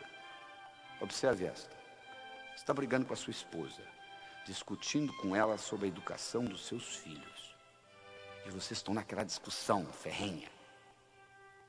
Agora, se você pergunta para ela assim, qual é a finalidade de você discutir desse jeito? Ela vai dizer, para o bem-estar do meu filho. Aí eu lhe pergunto, e qual que é a finalidade de você discutir? Para o bem-estar do filho. É engraçado, num nível acima, vocês estão brigando pela mesma coisa. Ou seja, bem-estar do seu filho. Ora, no nível acima vocês estão concordando. Se vocês estão concordando no nível acima, se vocês se deslocarem para o nível superior, haverá concordância, haverá acordo. É muito mais fácil você concordar nesse nível do que na briga lá embaixo. O que você fez? Você saiu do paradigma que você estava brigando. Então, quando você começa a entender essa ideia de paradigmas, você começa a ter mais sucesso na vida. Eu vou dar para vocês uns exemplos práticos, tá? De história. Pegue a palavra Made in Japan, feito no Japão, 1960.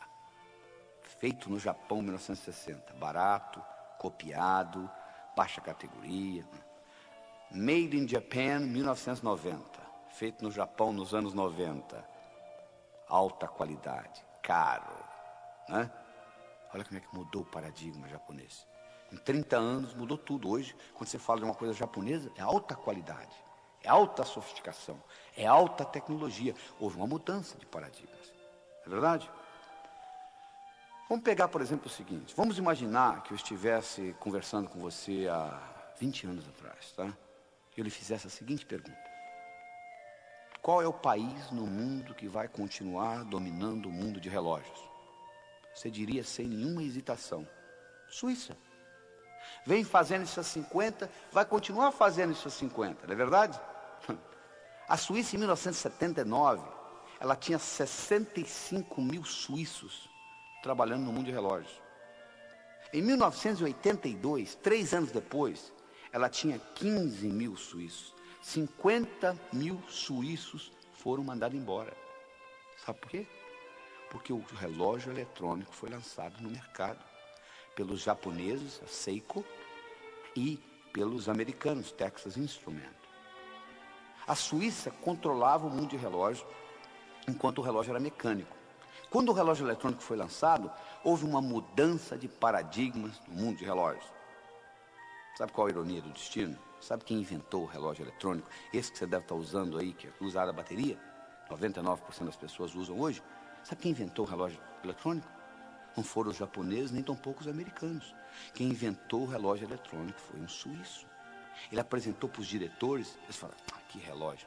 Não tem rubi, não tem mola mestre, não dá corda, isso não é relógio. E o relógio eletrônico foi lançado. Então a Suíça perdeu todo o mercado que ela tinha. Por quê? Houve uma mudança de paradigmas no campo de relógios.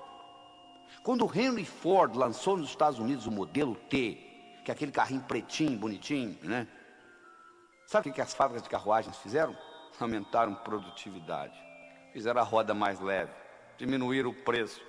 Mas ninguém queria comprar carruagem mais, todo mundo queria o modelo T do Henry Ford.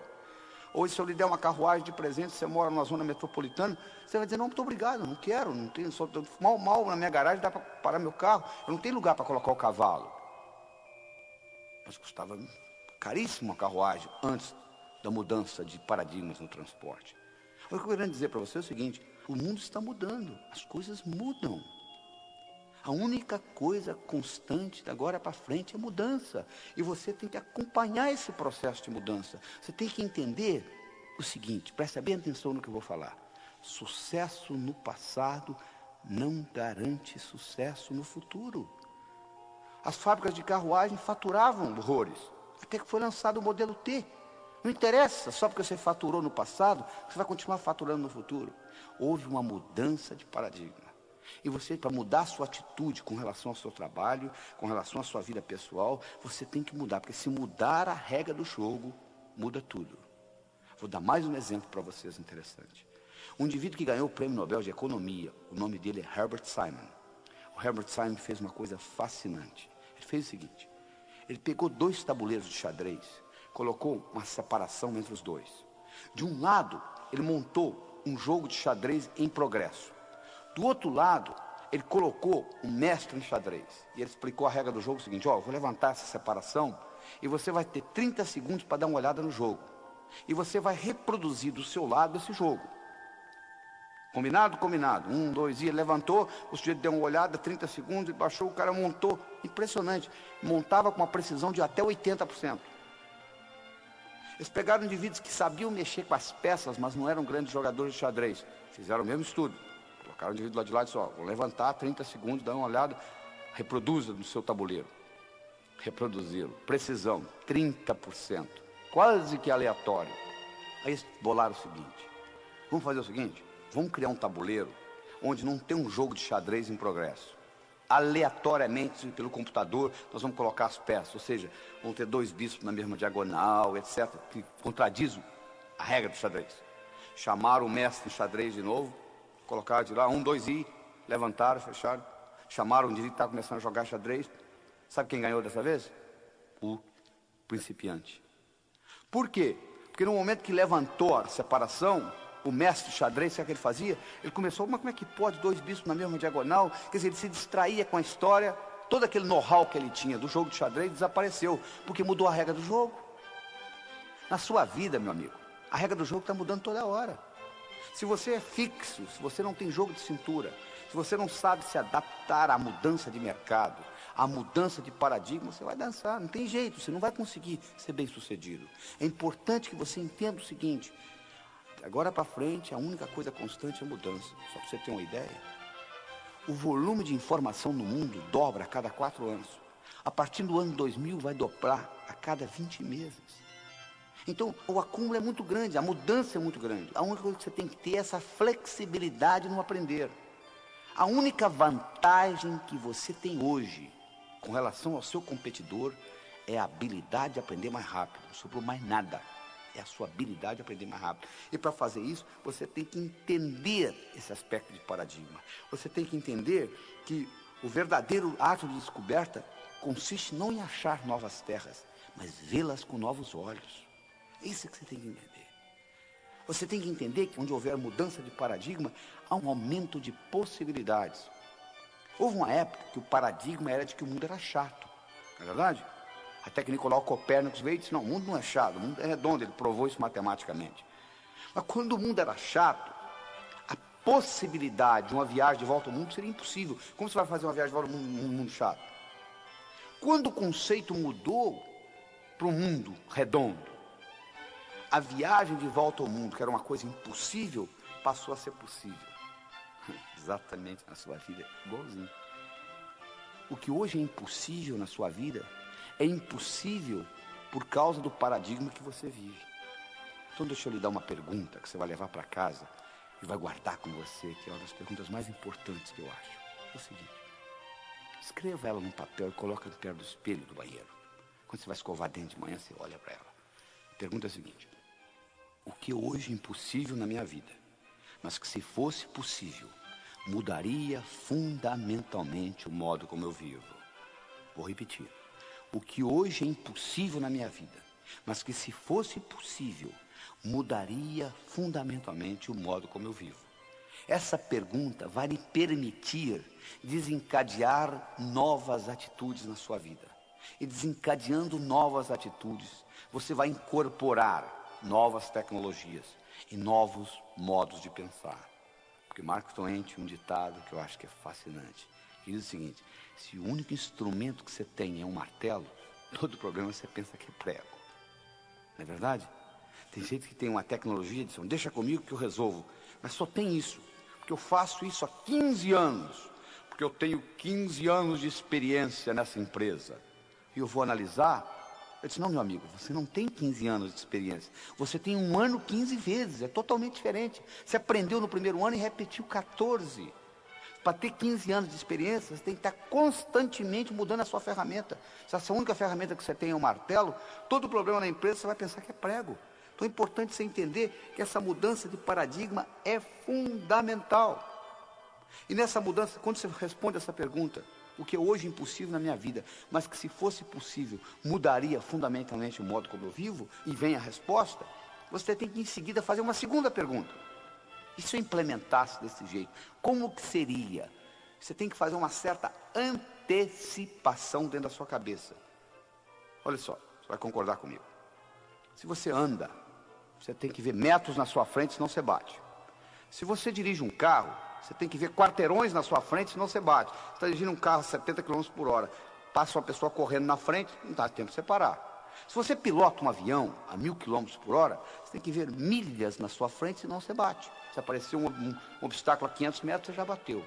Conclusão: quanto maior é a velocidade que você se locomove, maior tem que ser a sua habilidade de antecipar o futuro. E hoje nós vivemos numa velocidade muito grande. Então a sua habilidade de antecipar o futuro é fundamental. E essa pergunta que eu estou lhe dando lhe ajuda a ser um explorador do futuro. Você começa a explorar o que vai vir para frente. O que hoje é impossível na minha vida, mas que se fosse possível, mudaria fundamentalmente o modo como eu vivo. E respondida essa pergunta, você faz a segunda: e se? E você tem que estar disposto a constantemente se achar obsoleto. Porque toda mudança requer que você aprenda de novo. Quando os suíços descobriram que o relógio eletrônico estava entrando no mercado, sabe o que eles fizeram? Um relógio Patek Philippe, antes do relógio eletrônico, tinha uma precisão de 1/30 de segundo. Sabe qual a precisão de um relógio eletrônico, desses baratinhos que você compra na feira por $5? É 1/30.000 de um segundo. Sabe o que os suíços fizeram quando os relógios eletrônicos foram lançados? Eles aumentaram a precisão de 1/30 para 1/60 de segundo. O que é 1/60 comparado com 1/30.000? Se o único instrumento que você tem é um martelo, todo problema você pensa que é prego. Eles acharam que iam resolver mecanicamente. Não resolveram. Finalmente eles descobriram que não dava jeito. Eles tiveram que entrar no mercado eletrônico. Quando os suíços decidiram entrar no mercado eletrônico, eles tiveram que voltar a estaca zero. Toda vez que você muda um paradigma, você tem que voltar a estaca zero. Eles tiveram que aprender eletrônica com os japoneses e os americanos. Então, todas as vezes que você faz uma mudança de paradigma, você tem que voltar a estaca zero. Você tem que admitir que você é obsoleto naquilo.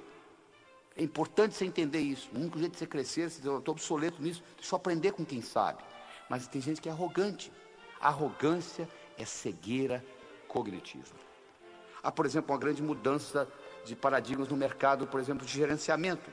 Antigamente, o bom gerente era o cara que resolvia problemas e reagia à situação. Hoje, o bom gerente é um indivíduo que antecipa o futuro.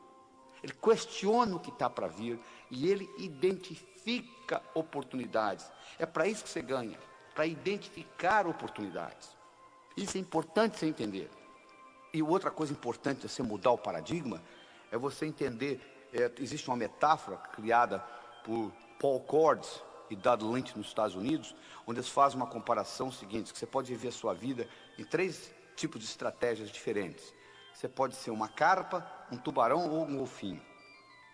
Carpa é aquele indivíduo que é a vítima do mundo. Coitado de mim, estou sofrendo. Eles fizeram isso comigo. O tubarão é o indivíduo que está engolindo os outros. É sempre do jeito dele. E o golfinho é um indivíduo que, quando ele está perto de uma carpa, a carpa pensa que ele é tubarão. Quando ele está perto de um tubarão, o tubarão pensa que ele é carpa. Mas na realidade ele não é nem carpa nem tubarão. Ele é golfinho. E a filosofia do golfinho é o seguinte: para eu ganhar, você não precisa perder. A não ser que você insista. Aí o problema é seu. Por quê? Porque o universo é um lugar potencialmente abundante. Feito para todos ganhar. Para eu ganhar, você não precisa perder. E esse conceito é uma mudança de paradigma, é uma mudança de atitude que nós precisamos fazer na nossa civilização. Porque se nós continuarmos com o paradigma do ganha-perde que nós temos no momento, que se deteriorou para perde-perde, principalmente aqui no Brasil, se nós continuarmos com esse paradigma, nós vamos destruir o planeta, porque não vai ter planeta aqui para os nossos netos e bisnetos. Nós temos que aprender a fazer mais com menos. Este que é o grande segredo, essa que é a grande mudança de atitude. Não é aumentar o número de funcionários, não é aumentar o orçamento, não é aumentar o número de horas. É você ser mais excelente naquilo que você faz. E com isso você vai aprender a fazer mais com menos. Você vai produzir mais em menor número de horas. E assim por diante. Essa palavra é resumida do seguinte modo: sinergia. Todo o universo é construído sinergeticamente. Toda a geometria universal é sinergética. E menos do que 0,00001% da população no mundo tem ideia do que a palavra sinergia quer dizer.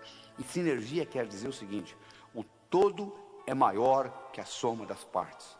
1 mais 1 é igual a 4, você muda a matemática. E para você fazer sinergia, você tem que trabalhar com comunicação, respeito mútuo, intuição. E nesse processo de vários cérebros, nesse network, nessa combinação, a somatória do time é maior do que cada indivíduo individualmente. Isso é uma mudança de paradigma essencial para a sobrevivência do planeta. Então, no momento que você muda essa atitude, que você passa a ter a atitude que para eu ganhar você não precisa perder, a não ser que você insista, você muda a sua percepção com relação ao universo. E por incrível que pareça, quando você passa a jogar o jogo do ganha-ganha, você vai ter mais chances de ganhar também e ser mais bem sucedido na vida. O Napoleão Hill mostrou que aqueles indivíduos que começaram pobres e se tornaram ricos, eles descobriram esse processo, descobriram o processo do ganha-ganha. Então todo mundo ganhando. E com isso nós terminamos essa parte da atitude. Então lembre-se do seguinte: o que é importante não é o que acontece com você, mas como você responde ao que acontece com você. Nós falamos no começo desse programa, nós íamos discutir 6 características que fazem a diferença. A diferença que faz a diferença entre um indivíduo bem-sucedido e um indivíduo que batalha, não consegue chegar a lugar nenhum. Nós vamos discutir agora as 2 restantes: trabalho e ambição. Vamos começar com o trabalho. O único lugar que eu conheço que sucesso vem antes de trabalho é no dicionário. Sucesso é com S, trabalho é com T. Por outro lado, trabalho sozinho não traz sucesso. Olha o operário de fábrica. Ele levanta cedo, carrega uma marmita com ele, trabalha o dia todo, volta para casa à noite, faz isso anos e anos e anos e aposenta com salário mínimo. Sucesso só vem antes de trabalho no dicionário. Trabalho sozinho não traz sucesso. Onde que está o segredo? Isso é que você vai aprender agora. O segredo está no seguinte: para você ser bem-sucedido, você tem que fazer as coisas acontecerem. Tem que gerar ação. Só que o bonito é que, para fazer acontecer, não significa necessariamente que você as faça. Escutou bem? Fazer acontecer não significa que você tenha de fazê-las. Existe uma coisa chamada delegação. Uma palavra bonita que pouca gente entende o significado. Eu vou explicar para você aqui qual o significado da palavra delegação.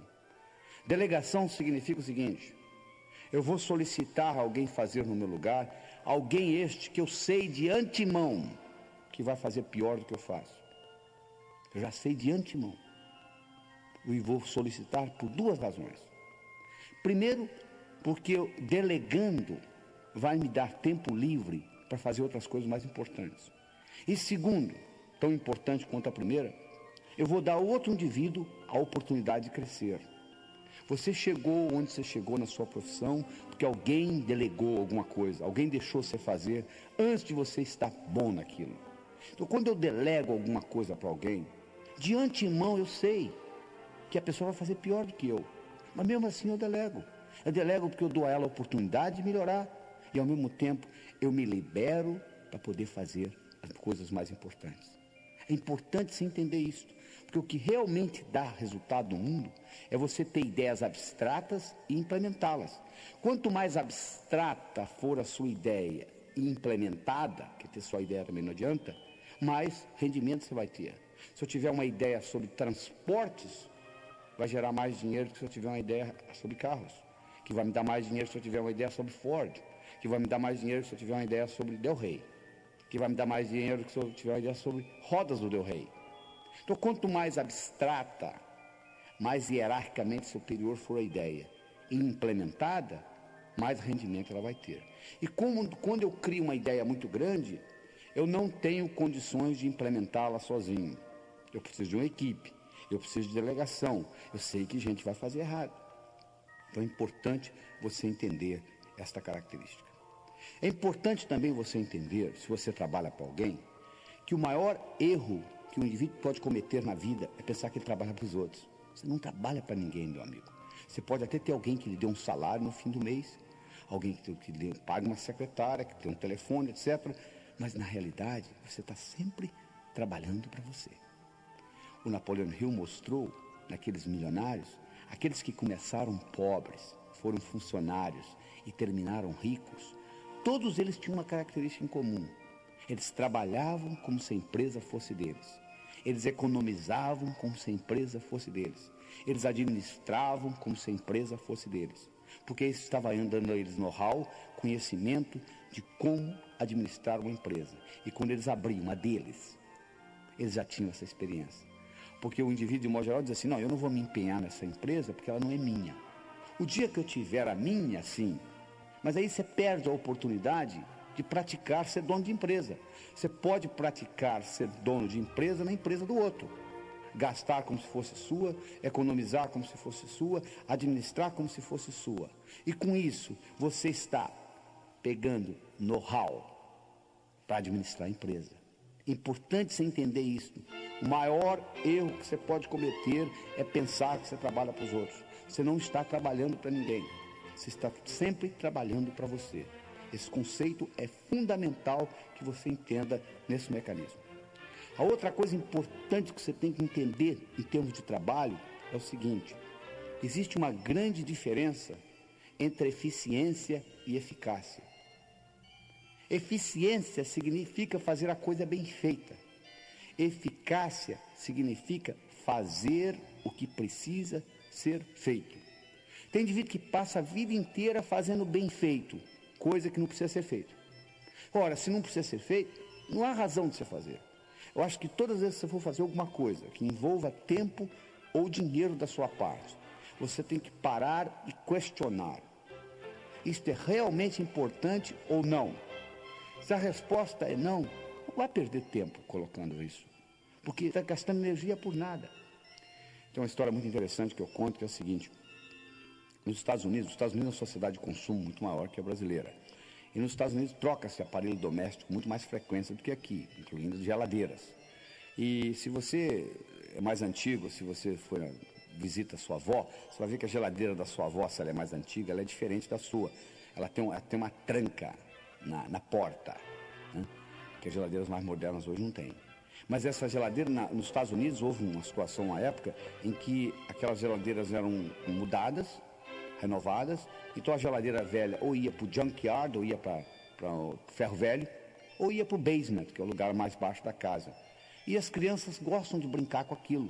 Então aconteceu 3 ou 4 casos, praticamente numa semana, por coincidência, onde crianças americanas, 3, 4, 5 anos, brincando, entravam dentro de uma daquelas geladeiras e a porta batia e elas ficavam presas e morreram asfixiadas. Então foi uma grande confusão nos Estados Unidos, e eles resolveram fazer o seguinte: criar uma tranca de dentro para fora também, para poder abrir a geladeira caso alguém ficasse preso dentro da geladeira. E montaram um sistema onde eles iam ensinar todo o jardim da infância como fazer isso. Nós estava prontinho para começar, veio um sujeito e disse: para, não precisa nada disso. Coloca um imã na porta da geladeira, como você tem hoje na sua casa. Quando a porta fecha, o imã segura. Se alguém ficar preso lá dentro, é só empurrar com o pé, abre. O cara disse: mas eu já estou com tudo montado para ensinar. Disse: mas não precisa. Olha a diferença. Eficiência: eu estou com tudo montado para ensinar a todas as crianças do jardim da infância como abrir geladeira de dentro para fora. Eficácia: não precisa. Então eficiência é fazer bem feito. Eficácia é fazer o que precisa ser feito. Quando uma coisa é realmente importante, vale a pena fazê-la mal feita. Isso é que você tem que entender. Então, você tem que entender o seguinte: todas as vezes que você for fazer alguma coisa que vai requerer tempo ou dinheiro da sua parte, pergunte: isso é realmente necessário ou não? Se a resposta for não, não perca tempo. É importante você entender isso. É importante também você entender no seu trabalho que, se você tem a função, se você quer ter a função de líder, existem certas características de liderança no trabalho. Por exemplo, o líder é um visionário. Ele tem uma visão. É importante você ter uma visão.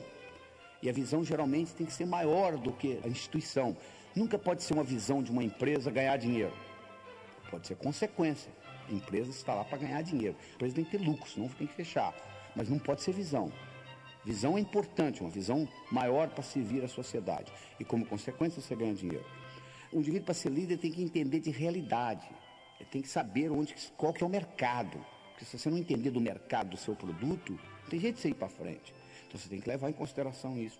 Você tem que levar em consideração que você tem que ter coragem para implementar coisas, para transformar a realidade em visão. E todas as vezes que você falar alguma coisa, fizer alguma coisa, ou ser alguém no sentido de mudança, meu amigo, você vai ser criticado. Você tem que entender o seguinte: criticismo faz parte do sucesso. Você, para ser bem sucedido profissionalmente, você tem que estar disposto a ser criticado. Porque o único jeito... Eu tenho uma fórmula mágica para você. Você nunca será criticado na vida. É muito simples. Não fale nada, não faça nada, não seja ninguém. Porque no momento que você falar alguma coisa, no momento que você fizer alguma coisa, ou no momento que você for alguém, você vai ser criticado.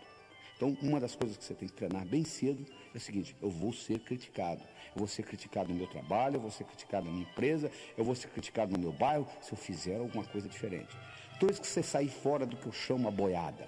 O que eu chamo da boiada? Se tiver uma boiada, se um boi cair no buraco, você sabe que o outro que vem atrás cai também?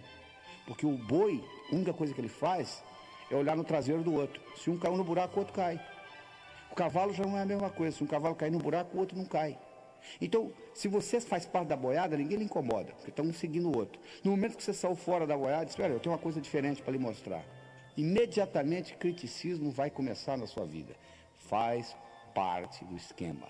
É impossível você ser bem-sucedido sem ser criticado. Então é importante você entender isso. Então essas características são fundamentais para você entender esse aspecto do trabalho. Então, você nunca trabalha para ninguém, você está sempre trabalhando para você, você tem que fazer as coisas acontecerem. Não significa que você tenha de fazê-las, você pode delegar. Isso aí é importante você conceber isso. E que a diferença entre eficiência e eficácia. Eficiência é fazer bem feito, eficácia é fazer o que precisa ser feito. Muito bem, nós estamos chegando à última etapa da história, né? Ambição. Ambição. O indivíduo chega para mim e diz assim: doutor Laíra, eu não quero mais nada na vida. Eu digo para ele: está na hora de você morrer. Mas por quê? Porque a vida é um constante aprender. Você só aprende fazendo. Você diz que não tem mais nada para fazer, então não, você ir embora, então. Você tem que sempre ter uma ambição sadia, mas sempre. Os indivíduos que vivem muito, os indivíduos que produzem muito, os indivíduos que são bem-sucedidos, eles têm uma ambição maior. Não tem nada errado se você não quiser ter. Eu me lembro do caso de um indivíduo que estava sentado na primeira fileira uma vez nos Estados Unidos. Eu estava dando um curso, um indivíduo de 60 e poucos anos de idade, assistindo esta apresentação que eu estou dando aqui para você. E ele levantou a mão e disse assim: doutor, as suas ideias são muito interessantes, eu estou escutando aqui quase 2 horas. Deixa eu contar para o senhor uma coisa. Eu dirijo um carrinho de biscoito, eu entrego biscoito nas padarias. Eu abasteço o carro de manhã e vou de padaria em padaria entregando. E eu volto para casa, lavo o carro, preparo para o dia seguinte. Eu estou fazendo isso há mais de 30 anos, estou quase me aposentando. De modo que essas ideias do senhor são muito boas. O senhor quer saber de uma coisa? Eu vou continuar dirigindo meu carrinho de biscoito. Eu falei com ele: meus parabéns. Alguém tem que dirigir o carrinho de biscoito. Não tem nada errado no senhor dirigir o carrinho de biscoito. O que tem de errado, meu amigo, é que tem muita gente que no fundo, quer dirigir carrinho de biscoito e culpa a sociedade, o governo, a inflação, porque não vai para frente. Se você quer dirigir o seu carrinho de biscoito, dirija. Mas não culpe os outros. Por que você não consegue outros cargos? Pessoas, chefes, patrões, podem lhe segurar temporariamente. Você é o único que consegue segurar você definitivamente. Você não consegue segurar um sujeito bom lá embaixo muito tempo. É melhor que você pegar uma bola, colocá-la na piscina e segurar a mão. Vai chegar uma hora que a mão cansa, a bola sobe. Se você é realmente bom, independente do governo, do patrão, da inflação, da empresa, você vai subir. Essa é a realidade. Agora, se você quer dirigir carrinho de biscoito, dirija seu carrinho de biscoito, alguém tem que fazê-lo, não tem dificuldade, não tem problema. Ah, mas doutor, eu não tenho opção, porque é o jeito que eu trabalho. Não, opção você sempre tem, meu amigo. Eu sempre digo o seguinte: se você está insatisfeito na vida, você tem sempre 4 opções. Primeiro, saia. Deixe a empresa. Ah, mas eu não posso, eu sou pai, eu tenho filhos para tratar. Tá bom, então mude você.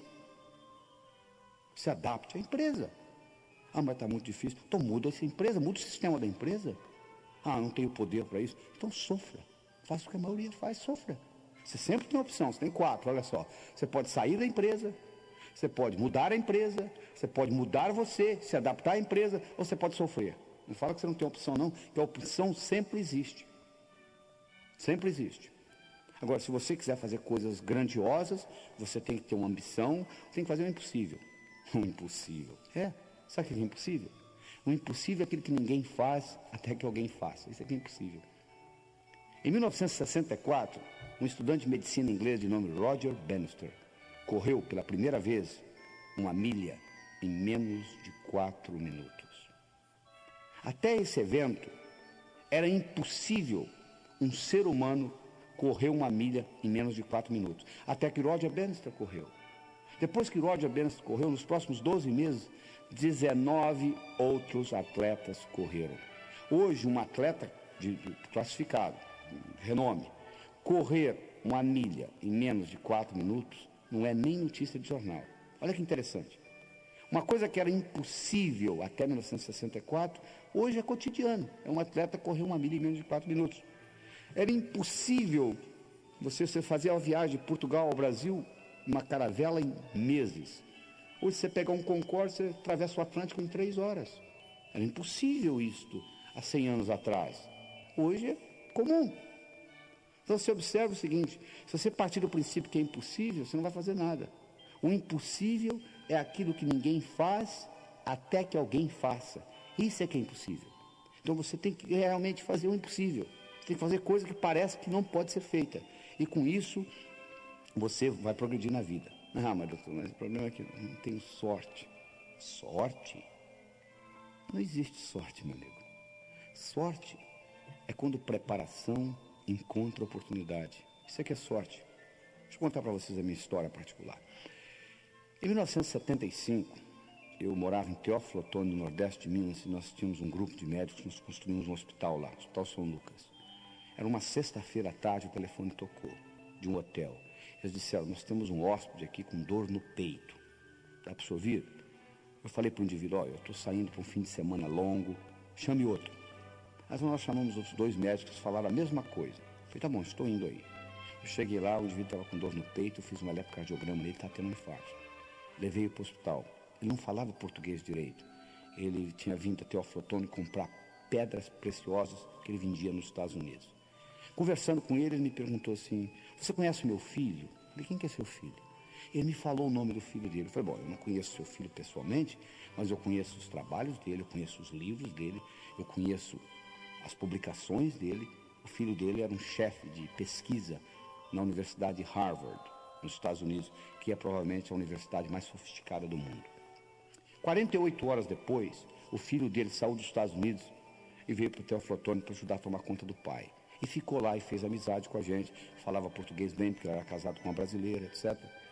Na véspera dele ir embora, porque o pai tinha tido alta, eu tinha um centro de estudo no hospital, e aquela noite, por coincidência, não é coincidência, sincronicidade, eu ia falar.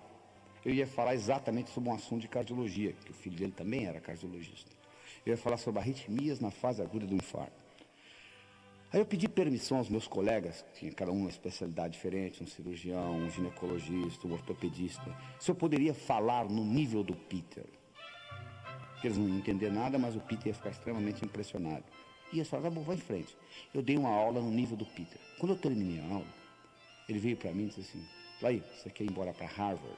Eu te levo comigo. Eu falei, na época, eu falei, não, sou o dono da região aqui, faço o que eu quero, estou muito bem. Bom, o fato é que 6 meses depois, eu conversando com ele no telefone, e eu estava um pouco deprimido naquele dia, eu perguntei para ele, e aquela oferta que você me fez? Ele disse, continua de pé, você já tem validação do seu diploma aqui nos Estados Unidos, que eu tinha feito a prova passada, por que você não vem? Eu fui. Bom, eu fui de Teófilo Otoni direto para Harvard. Quando eu voltava ao Brasil para fazer conferências nos congressos, os meus colegas de profissão diziam assim, Laí, você é um cara de sorte, hein? Eu falo, por quê? Você está lá no Nordeste, Minas, lá em Teófilo Otoni, você é um sujeito lá de Harvard, vem, te leva com ele. Eu falei, sorte? Tinham 21 médicos na sala, por que não levou os outros 20? Sorte é quando preparação encontra oportunidade. Eu estava preparado e a oportunidade apareceu, é só isto. Não tem mais nada, não. Então esteja preparado, porque as oportunidades aparecem na sua vida. Só que o óbvio só é óbvio para a mente preparada. A oportunidade às vezes está no fundo do seu quintal, você não consegue distingui-la. O óbvio só é óbvio para a mente preparada. É importante você levar isso em consideração. Está entendendo? Então é isso que está aí, não existe sorte. Eu sempre digo o seguinte, quanto mais você pratica, mais sortudo você fica. Essa que é a verdade. Ah, mas doutor, aí, eu tenho tantos problemas, se eu tivesse os problemas que eu tenho, problemas. Sabe que não tem problema, meu amigo? Pessoal que mora no cemitério. Fora isto, a vida é um problema atrás do outro. E eu não gosto de dar conselho, não, mas vou lhe aconselhar o seguinte. Não conte os seus problemas para os outros. Sabe por causa de quê? 80% não está nem aí. E 20% está feliz que você os tem. Tá bom?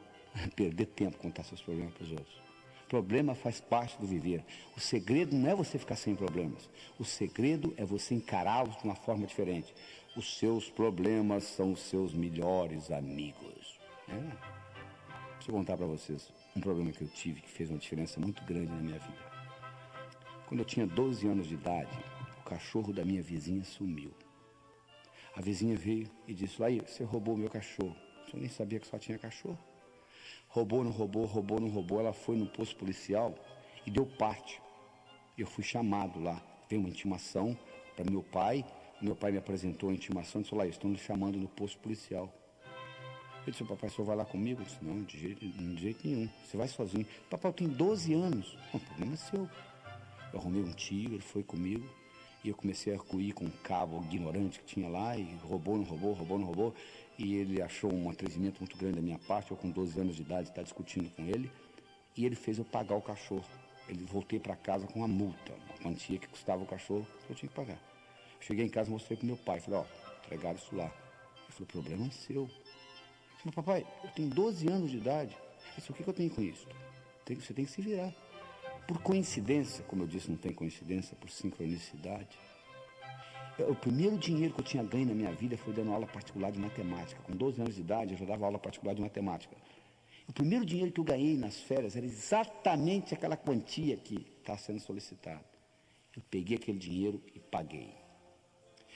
Por muitos anos, eu tive um ressentimento do meu pai por duas coisas. Primeiro, por não ter me levado lá. E segundo, por não ter pago a multa. Mas um dia eu tive um insight, o seguinte: aquilo foi uma das melhores coisas que aconteceu na minha vida. Porque a partir dos 12 anos, nunca mais eu pedi dinheiro a ninguém. Eu passei a ganhar o meu. E graças àquele evento, com 19 anos de idade, eu era financeiramente independente. Ou seja, muito cedo na minha vida eu comecei a ganhar dinheiro. Então, graças a Deus que o cachorro da vizinha sumiu. Não é? Aquilo que parecia ser um problema, na realidade, foi uma solução. Então, o que eu gostaria que você encarasse é o seguinte: quando você pensa que é um problema, talvez seja um modo do universo lhe ensinar e lhe jogar para frente. Leve isso em consideração, entendeu?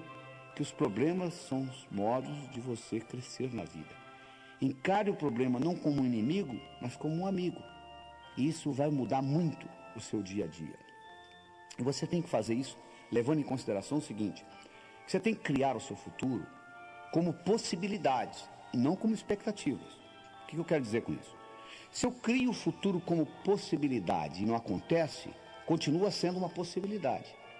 Se eu crio o futuro como expectativa e não acontece, eu fico frustrado. Então eu tenho que estar sempre criando como possibilidade.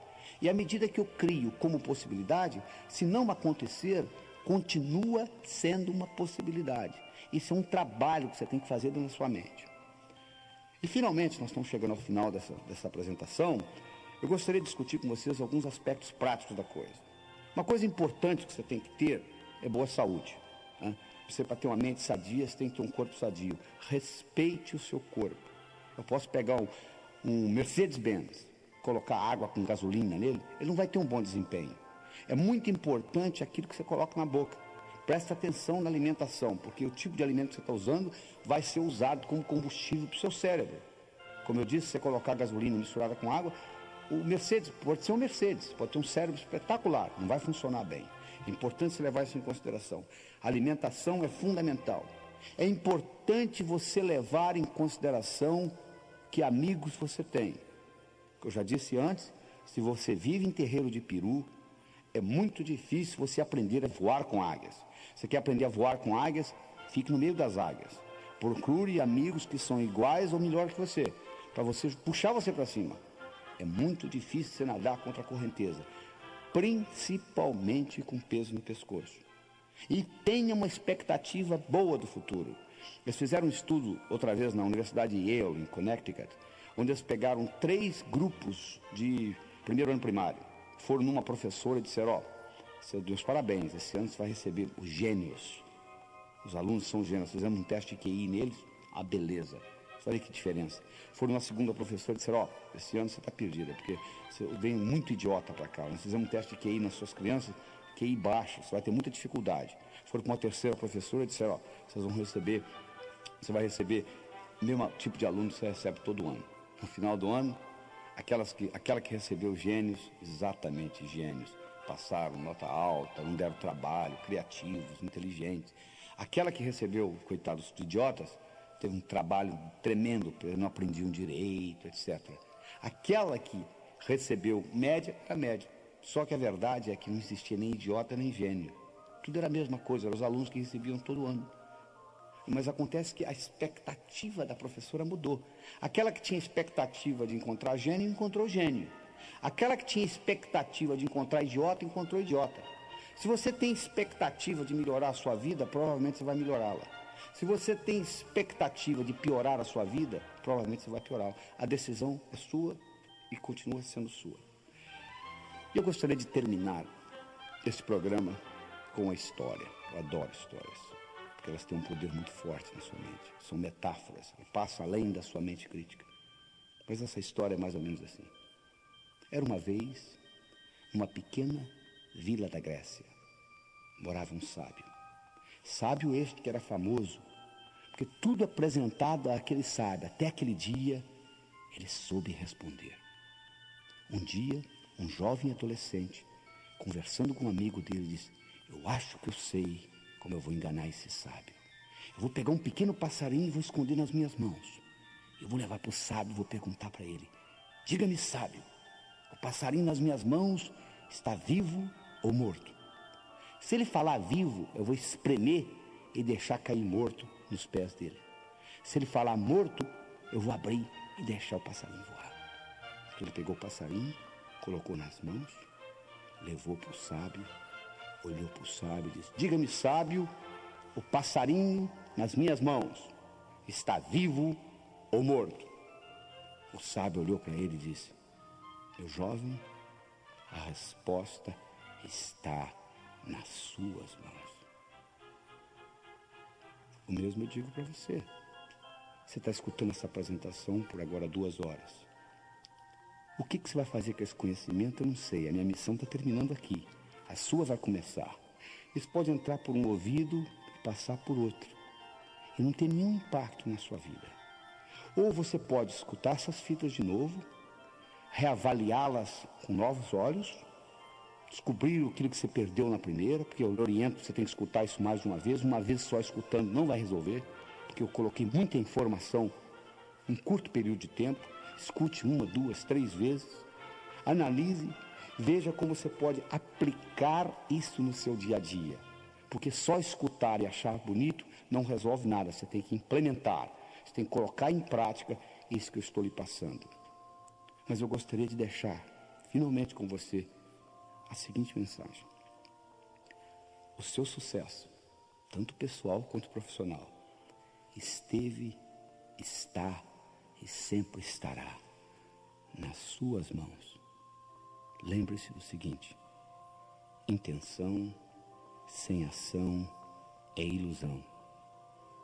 Ouse fazer e o poder lhe será dado. Até logo.